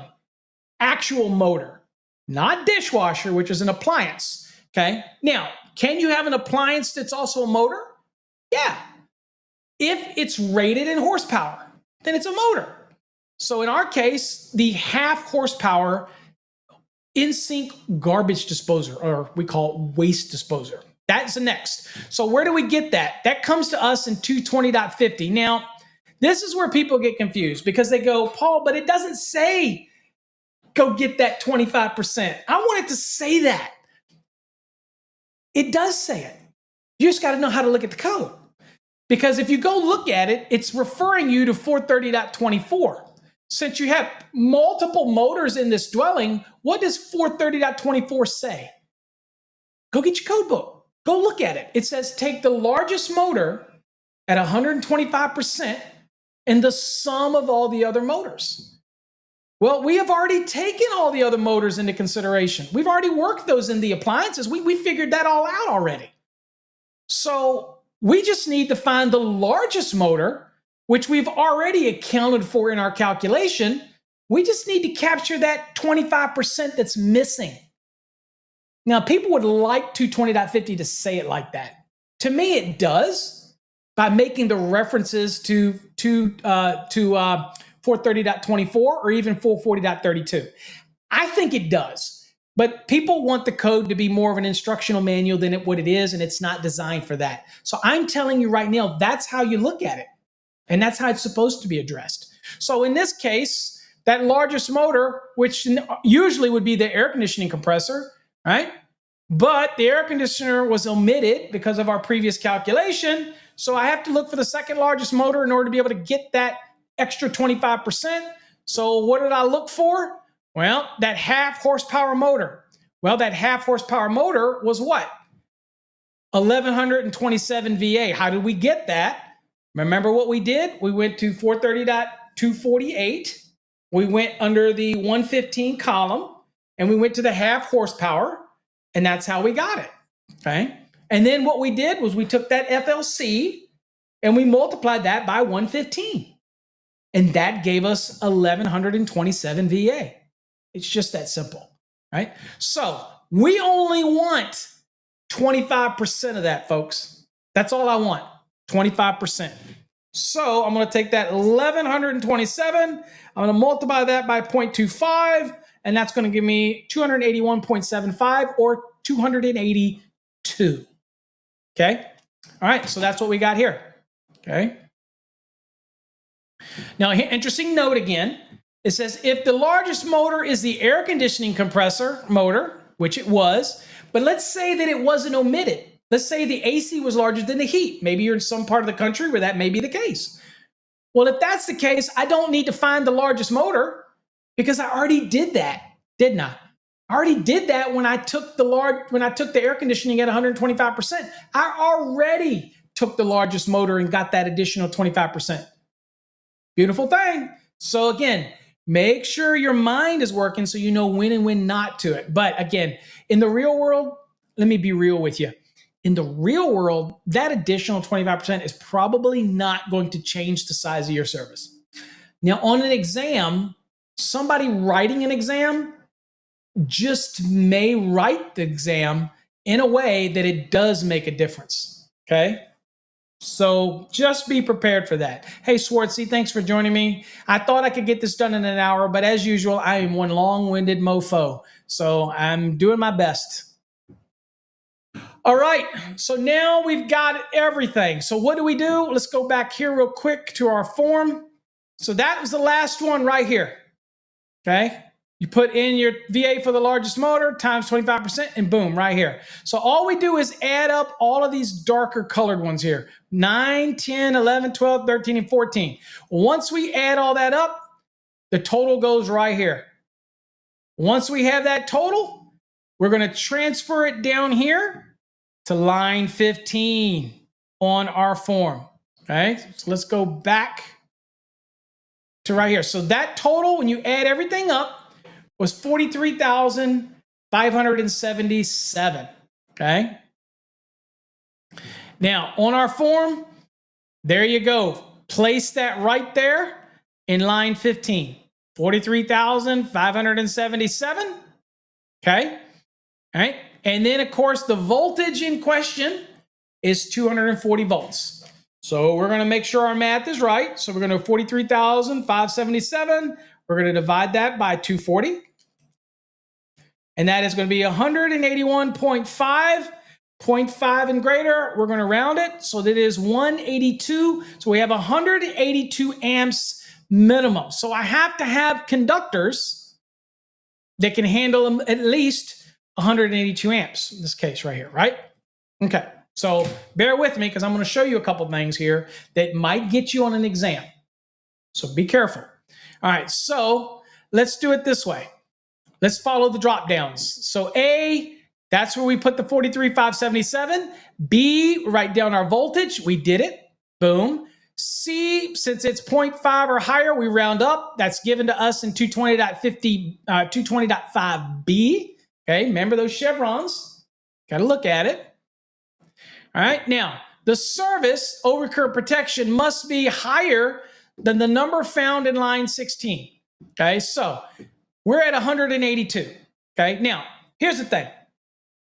Do they make an overcurrent protected device that is rated for 182 amps? Do they? Right? Okay, well, where do we go look for that? Well, we go to 240.6A. So let's go look and see. So I'm going to go, and remember, we're doing overcurrent protection right now. So we're going to go to 240.6, 240.6. We're not really doing the conductor yet because we're going to have some allowances here. So relax, okay? On the surface, it would appear that it can't be less than 182 because that's what our calculated load was. Bear with me here. All right, so we're at 240.6. And all I'm going to look here and see, do I see an overcurrent device that is 182? Well, I got a 175. Well, I've got a 200. If it does not correspond, then I can go to the next standard size. Where do we get that in the code, you're asking? Paul, where do I get that allowance to do that? All right, well, let's go to 240.4. And here's what it says, overcurrent protection, 800 amps or less. It says the next standard overcurrent device, standard rated overcurrent device, above the ampere rating of the conductors being protected, okay, shall be permitted to be used, provided all the following conditions are met. Well, we're not doing branch circuits, okay? The conductor does not correspond, so 182 does not correspond to an overcurrent device, so that's true. And we're not going over 800 amps. Boom, boom, boom. We meet all three of these, so we're allowed to go up to the 200 amp overcurrent protected device. Okay, so let's go back here. So our overcurrent protected device is 200 amps. Okay, straightforward. All right. A reminder that for a single family dwelling, if you get this on an exam, if they ask you a question like, what is the minimum size for one family dwelling service disconnecting means rating? It can't be less than 100 amperes, okay? So if you get that on an exam, just to be aware of that. Okay, now, let's deal with these conductors, folks, okay? Because I want the best chance, and again, I work for a company that sells wires, so if you want to size everything large, I love it. I'd rather you go big, big, big. I'm great with big. But on an exam, you do not. You do not. You want to give it the best possible answer. So in our case, since it was 400 amps or less service, this was a 200. And since it was a single phase, 3-wire service, and this one panel is handling 100% of the loads. It's just a simple single panel for this dwelling. If that is the case, then we get to go look at 310.12. Now, 310.12 is unique because we refer to this as the 83% rule. Now, people ask me, Paul, how do I know when I can use 310.12? The answer to that is you can use it anytime. It's not an exception. You can use it anytime as long as your parameters fall within 310.12. So if you're not over 400 amps, you're 12240, let's say single phase, all these type of things, and you're like one family dwelling, always I can use 310.12, okay? If it doesn't fall under that, then you can't use it. Pretty straightforward, right? So on an exam, in this scenario, if we went to 310.12, here's what it's going to say. Say for services rated 100 through 400, the service conductor supplying the entire load associated with the dwelling unit. Okay, so it's got to see 100% of the load. These service conductors have to see 100% of the load. Means from the meter to the service disconnect, all it has to see all of this load. Okay, all of this load is going to be imposed on these conductors. Then diversity kicks in. Okay. So in this scenario, it says it shall be permitted. This is a permissive rule. Means if you want to size them to the full size, for 182 amps, go for it if you want, right? But it shall be permissible to have an ampacity not less than 83% of the service rating. Now, what's the service rating? Well, we already did that. That was 200 amps. Okay, remember, we went to the next size up, and that was our overcurrent device. And the service rating is what is stamped on the overcurrent protected device for the service. Okay, so in that case, it was 200 amps, right? So that's where the 83% rule comes into play. Now, as long as you have no adjustment or corrections required, means you're not dealing in a situation where you're over 30 degrees Celsius, 86 degrees Fahrenheit, or you don't have more than if you have more than you don't have more than 3 current carrying conductors, then you wouldn't need to worry about it. You can just go right to that table, and there's already a table there developed based on the 83%. You just go to the table, pick it, done. Bada bing, bada boom. That's the size of your conductors. However, if by chance you do have a temperature correction based on wherever you're at, or an inspector says, you know what, it can get up to 100 degrees in this location, I need you to do that, then you cannot use that table. You still use the 83%, but now you have to do more math. And we do that in our derating demystified video series. So maybe you should check that out if you don't understand how to do adjustment and corrections. Okay. All right. So in this case, it could be just as easy me pulling from 310.12, the table, or I might have to do the math. Okay. All right. So we're going to do the math though. All right. To kind of get you a feel for what we got to do. All right. So table 310.12a also applies to feeder conductors that supply the entire load. Again, that feeder. And where would you see this? Well, this could be an example where I have a meter outside, and then I have a service disconnect outside. It is nothing more than a 200 amp service disconnect. There's no individual breakers in it except for one main breaker, and that's your service disconnect. Well, now that's a feeder coming out of that, going to a panel that may be further into the dwelling. Okay? Well, as long as it's coming from the meter to that disconnect outside, which is also probably now the emergency disconnect in the 2020 code as well as the 2023, but that is now, say, the service disconnect as well. Anything on the load side of that is now a feeder. And as long as that panel inside has all of the branch circuits and everything going into it, then that feeder is seeing 100% of that dwelling's load. And so the 83% would be able to be applied to that as well. Make sense? Okay. So in this case, it still applies. It can't be more than 400 amps and all that kind of good stuff. Now, let's look at this. So in the 75 degrees C of table 31016, the size copper conductor required for a 200 amp is 3/0. Okay. So if we go look at the code really quickly, we're going to see that real quick. Let's go look. This is why this rule is significant, especially on an exam. So let's go to 31016 real quick. And let's just look at it. So here's the table. I'll pop it out. So here's 31016, okay, the ampacity table. If we go down and we're going to be 75 because we are over 100 amps, okay, so we don't worry about terminal limitations and temperature rules in 110.14c1.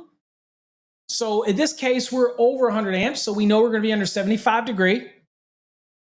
Now, in this case, we come down, and in order to get 200 amps, because that's the rating of our device was, then that would have to be a 3/0, okay?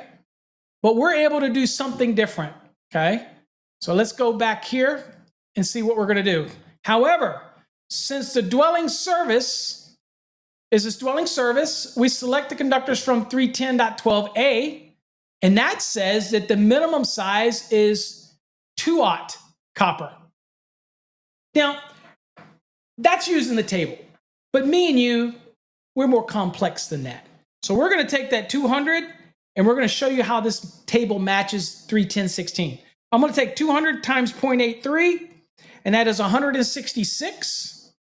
Okay, 166. So it can't be less conductor size. It has to have an ampacity of at least 83% of the service rating, and that would be at least rated 166 amps, right? So now we're going to go over, and we're back here at the code, and I'm going to go down again, 75, and I have to have something that's at least 166 amps. Well, a 1-aught stops at 150. A 2-aught goes all the way up to 175. So since there's nothing in here for 166, then I'd have to go up to 2-aught. So that right there matches exactly 310.12. And to be honest with you, that's how the table was derived, okay? Applying the 83% rule. Make sense? Okay. Now, when it comes to the neutral, because we're done now, right? It's 200 amp service. It's 2-aught copper. We're done. That's what we size, okay? What about that neutral? All right, well, think about this neutral.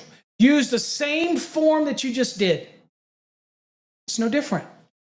The neutral conductor is connected to the water heater. No neutral conductor is connected to the water heater, so you're not going to take the appliance, when you're doing the appliances, you're not going to take the water heater into the equation.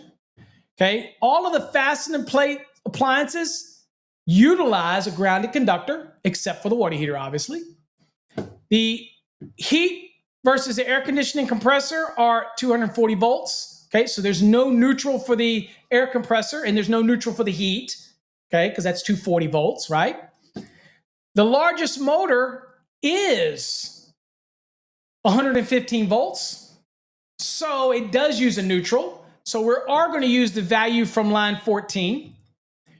For the purposes of the load calculation, the term neutral and grounded conductor are synonymous for our calculation here. Okay. So let me kind of pull down here real quick and show you what all that we got, how we got everything. All right. So what numbers are you going to use? Remember the form we just used? Everything we just used.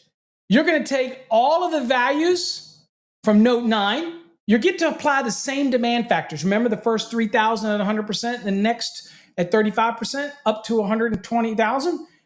Same numbers. You get to use the same numbers you just did because all of those small appliance brand circuits, that laundry brand circuit, that 3VA, all of that has a neutral load. And yes, you get to apply that same demand to it. So you've already done that one. So you just take that number, okay? The next thing is you're dealing with is the appliances. Well, you take the value from all of those appliances, take out the water heater, right? Because the water heater is 240.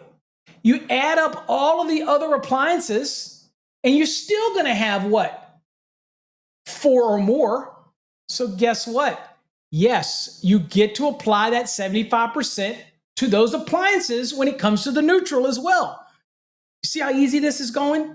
All you're doing is getting rid of your 240 volt loads when you're doing the neutral. That's all. Okay. The next thing, that dryer. Remember what I said earlier about the dryer? Well, guess what you do? You took that value, that 5,500, and we multiplied that by 70%. And you remember you wrote that down. I believe it was 3,850. That is your neutral contribution. It's just that simple, folks. Next, your cooking. Same thing. You took your cooking value from your standard calculation you just did, multiply that by 70%. We already did that. You wrote that down. That is your neutral contribution. Okay? Now, getting beyond that, let's get to the AC versus heat. Okay? All right? AC versus heat. Only thing that I want to take into consideration is any of the motors that are going to be neutral load motors. Like the air handler unit, if it's 115 volts, then I'm going to take that because it is a neutral load. Even though I had discounted it when I compared heat versus AC, even when I discounted it doing the method to size the hot conductors, the neutral, I want to take all neutral loads. So I'm going to take the condenser fan and the air handler, and I'm going to take those neutral loads into consideration. Okay? So what am I going to do? I'm going to add all of those up. It's just that simple. I'm going to show you it here in a minute. You're going to see it. But I add them all up. I divide that by 240, and that gives me a minimum neutral size of 89 amps. Okay? Now, sizing the neutral, find the maximum unbalanced load. So 89 amps, we have to have a conductor that can at least handle 89 amps. Okay? So under table 310.16, Under the 75-degree column, that would be a 3-gauge copper. Now, that's another thing to remember. Always consider copper unless stated otherwise. Remember that, okay?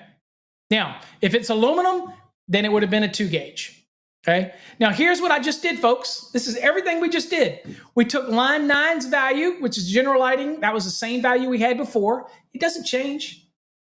Water heater, we got rid of. We took all the same appliances that we had before, added them together, and we multiplied that by 75% because we get to apply the same demand that we did before. It's simple, isn't it? And that's where we get 3,554. Okay. Here's that clothes dryer. That value we had was 5,500. We multiply that by 70%. That's where the 3,850 came from. That's just the neutral. Remember what we had for the cooking? Well, we multiplied that and we got, and I don't remember what the number was for it, but we got 5,915 because we multiplied that by 70%, right? So that's what we got there. And then the electric heat we don't use because it's 240. Air conditioning compressor we don't use because there's no neutral contribution there. That air handler absolutely has a neutral component to it, so we take that value. The condensing fan, absolutely, we take that value. And then lastly, we have the largest motor. We still have to find the largest motor again, okay? And we're only trying to get what? 25%. Why? Because we've already taken that waste disposer up here. So we're just trying to get 25% of it. That's it.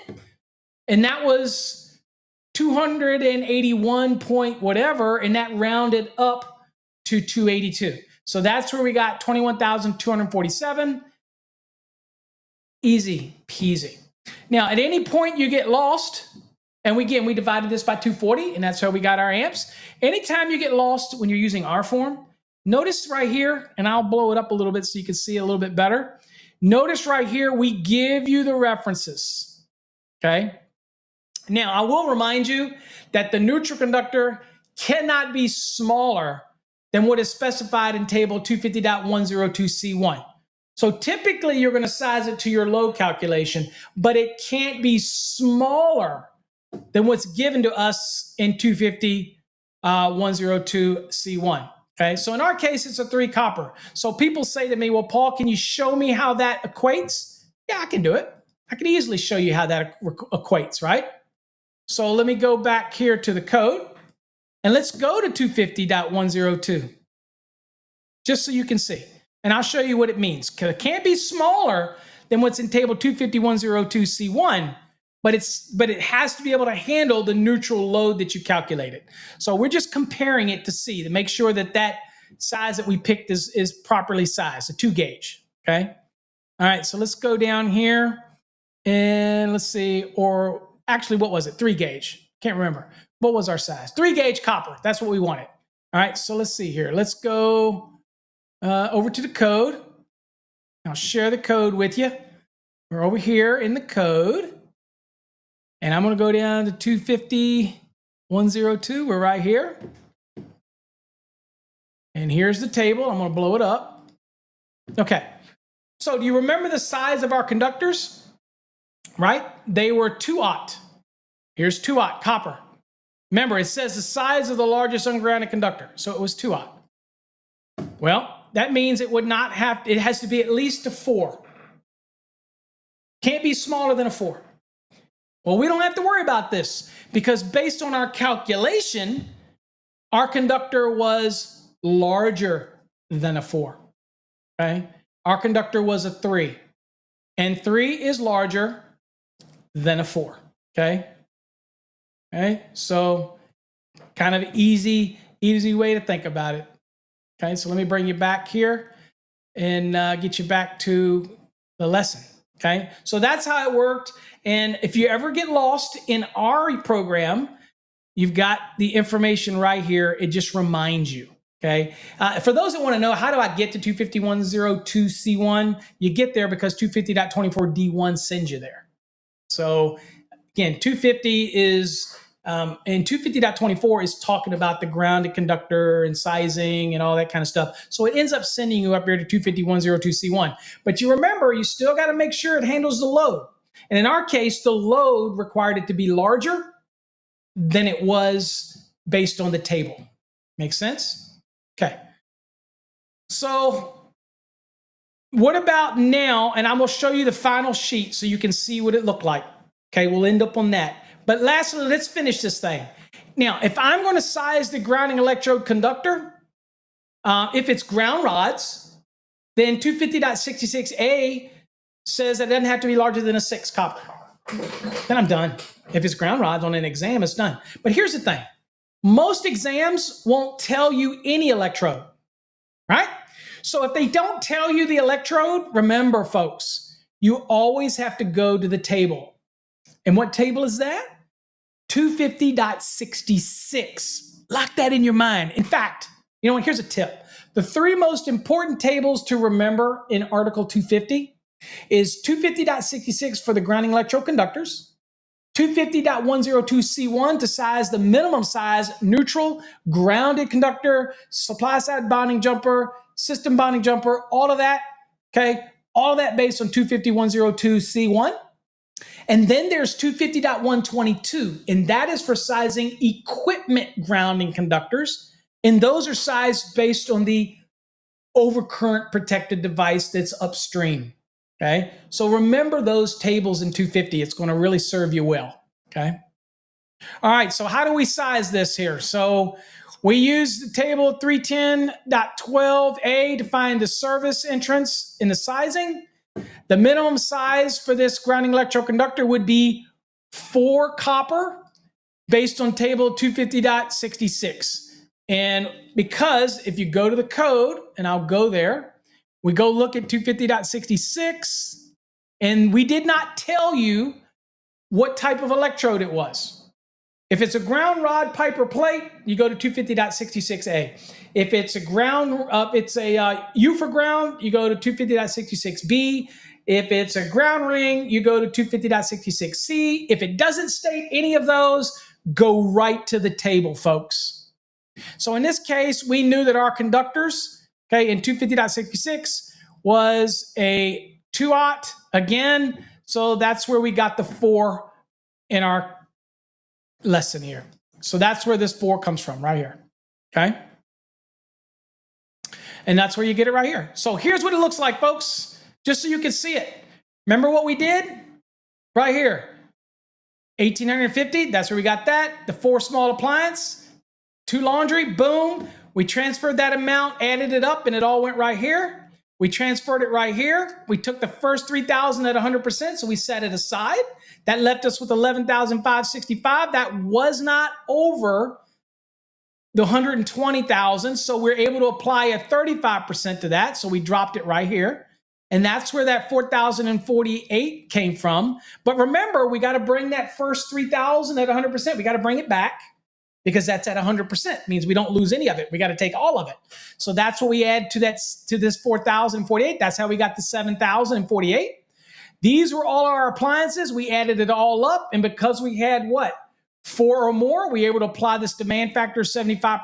That's where we ended up with 6,928. This is our 5,500 was our clothes dryer. 8,450, that was what our cooking was because we had 2 cooking appliances. They both fell under column B. We were able to take the 2 and apply 65% demand factor to that. We got the neutrals from these because we did what? We took this value at 70% and this value at 70%, okay? The air conditioning was heat versus AC. Well, it was 15,000 for the heat, plus the air handler was 368 VA. So we added those together. Grossly overtook the AC, so we don't even have to consider the AC. We just got rid of that bad boy. Okay. Here's a note. If you're in the 2017 edition of the NEC, then you don't have to do the 125% of the air conditioning versus the heat. You just take them at 100% and compare the 2. That little extra step that we talked about in 220.60, that did not come into play until the 2020. So if you're in the 2017, just take the heat versus AC and whichever's larger, go with it. Makes it simple for you, right? All right. We had the largest motor in our equation since it wasn't the AC air conditioning unit because it was omitted. So that's where we had to go to the in-sink waste disposer at 1127 VA. We only want to capture 25%, so that's where it was 282. We added all of these up, and that's where we got 43,577. We carried it down here. We divided by the 240, and that's where we got the 182. So 182, we got to protect it. We went to 240.6a. There isn't an overcurrent device. We looked at 240.4b, and it wasn't over 800 amps. It wasn't serving a branch circuit, and an overcurrent device didn't correspond. So that gave us the permission to go up to the next standard size. So that's why we went under 200, up to 200. Now, since it wasn't over 400 amps, it was a 122 40-volt service, and our panel was handling 100% of the loads, we got to apply 310.12a. And in applying 310.12a, that's the 83% rule based on the rating of the service disconnecting means. Now, we can use that nifty little table as long as we don't have any adjustment or corrections to go with. And we didn't in our example, so we're going to pull straight from the table. But I showed you how to do the math based on the 83%, and it's basically 83% of this value right here. And you size the conductor accordingly, okay? All the information is here. You just have to take a deep breath, and it's not that difficult. And then we sized the neutral. We compared 250-102C instead of 4, but in our calculation, since we had, I believe, 89 amps, we had to go with a 3 copper. So we went with a 3. That was larger than what the table stated. And then lastly, our grounding electrode conductor. What did we do? Well, we went to 250.66 because it didn't say what type of electrode we had, so we know to go to the table. And we went to the table. We based it on the what? We based it on this 2-aught copper, and that was a 4 gauge that was necessary. Okay, makes sense? All right. Whoa, look at that. Optional method. Okay, we're certainly not going to cover the optional method tonight. So let's get back to me. All right, folks. I went a little long tonight. I'm sorry. Almost 2.5 hours. Hopefully you got something out of this. You found it beneficial to you. The key thing is on an exam, they are not going to ask you probably do this entire calc. The reason that we encourage you to use our form is because it teaches you each little step. And if you learn the steps, there is literally no question that you can get wrong on an exam. Now, people ask me things like, well, what happens, Paul, if I have an EV charger? Well, then the EV charger in the code, it now states a specific VA value that you use in the calculation. And you basically just have to add that to your calculation before you take your overall and divide it by 240. You don't get a break. You don't get a discount for it. You take its value. If you have any other specific pieces of equipment with the VA value that doesn't fall nicely into any of these things that we talked about under appliances, if it doesn't fall nicely in there, what do? You take it at its nameplate value, and you have to account for it in your calculation. Pretty simple process. Now, if it happens to be an appliance, you better make sure that you include it in because you want to take advantage of all the demand factors that you can, okay? But don't let things confuse you. Just because something might not fit nicely into your neat little package, you just can't say, well, that sauna doesn't fit anywhere. If it has a value and you calculate a VA value, guess what? You still got to account for it. So just think of adding another line that's just miscellaneous because you need to account for it, okay? Don't make it more complicated than it needs to be. On an exam, it's not going to be that complicated. And they're probably not going to have you do the entire dwelling.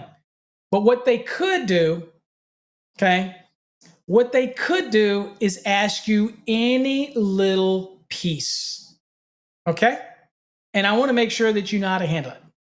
All right, lastly, I'm going to go to the chat. If there's any additional questions that anybody has before I wind up tonight, I'm going to end it out of here so that we're about 2.5 hours, so it's not too bad.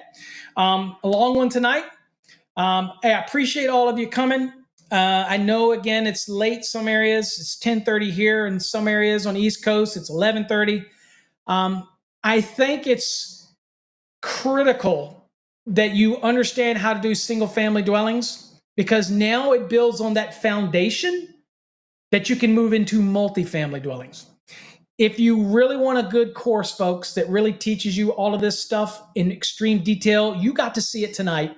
You got to see how the Fast Trax works. You got to see the illustrations. You got to see the form. If you're not a student of ours and you want to learn the code better, I'd love to have you in our Fast Trax family. People know that I'm here to help you. Okay. And if you're a Fast Track student, you get to join me on Wednesday nights. In fact, this Wednesday, we're going to be talking transformers, calculations, primary and secondary. Okay. So appreciate you. Till next time, folks, stay safe. God bless. And I'll catch you in a later episode. Take care.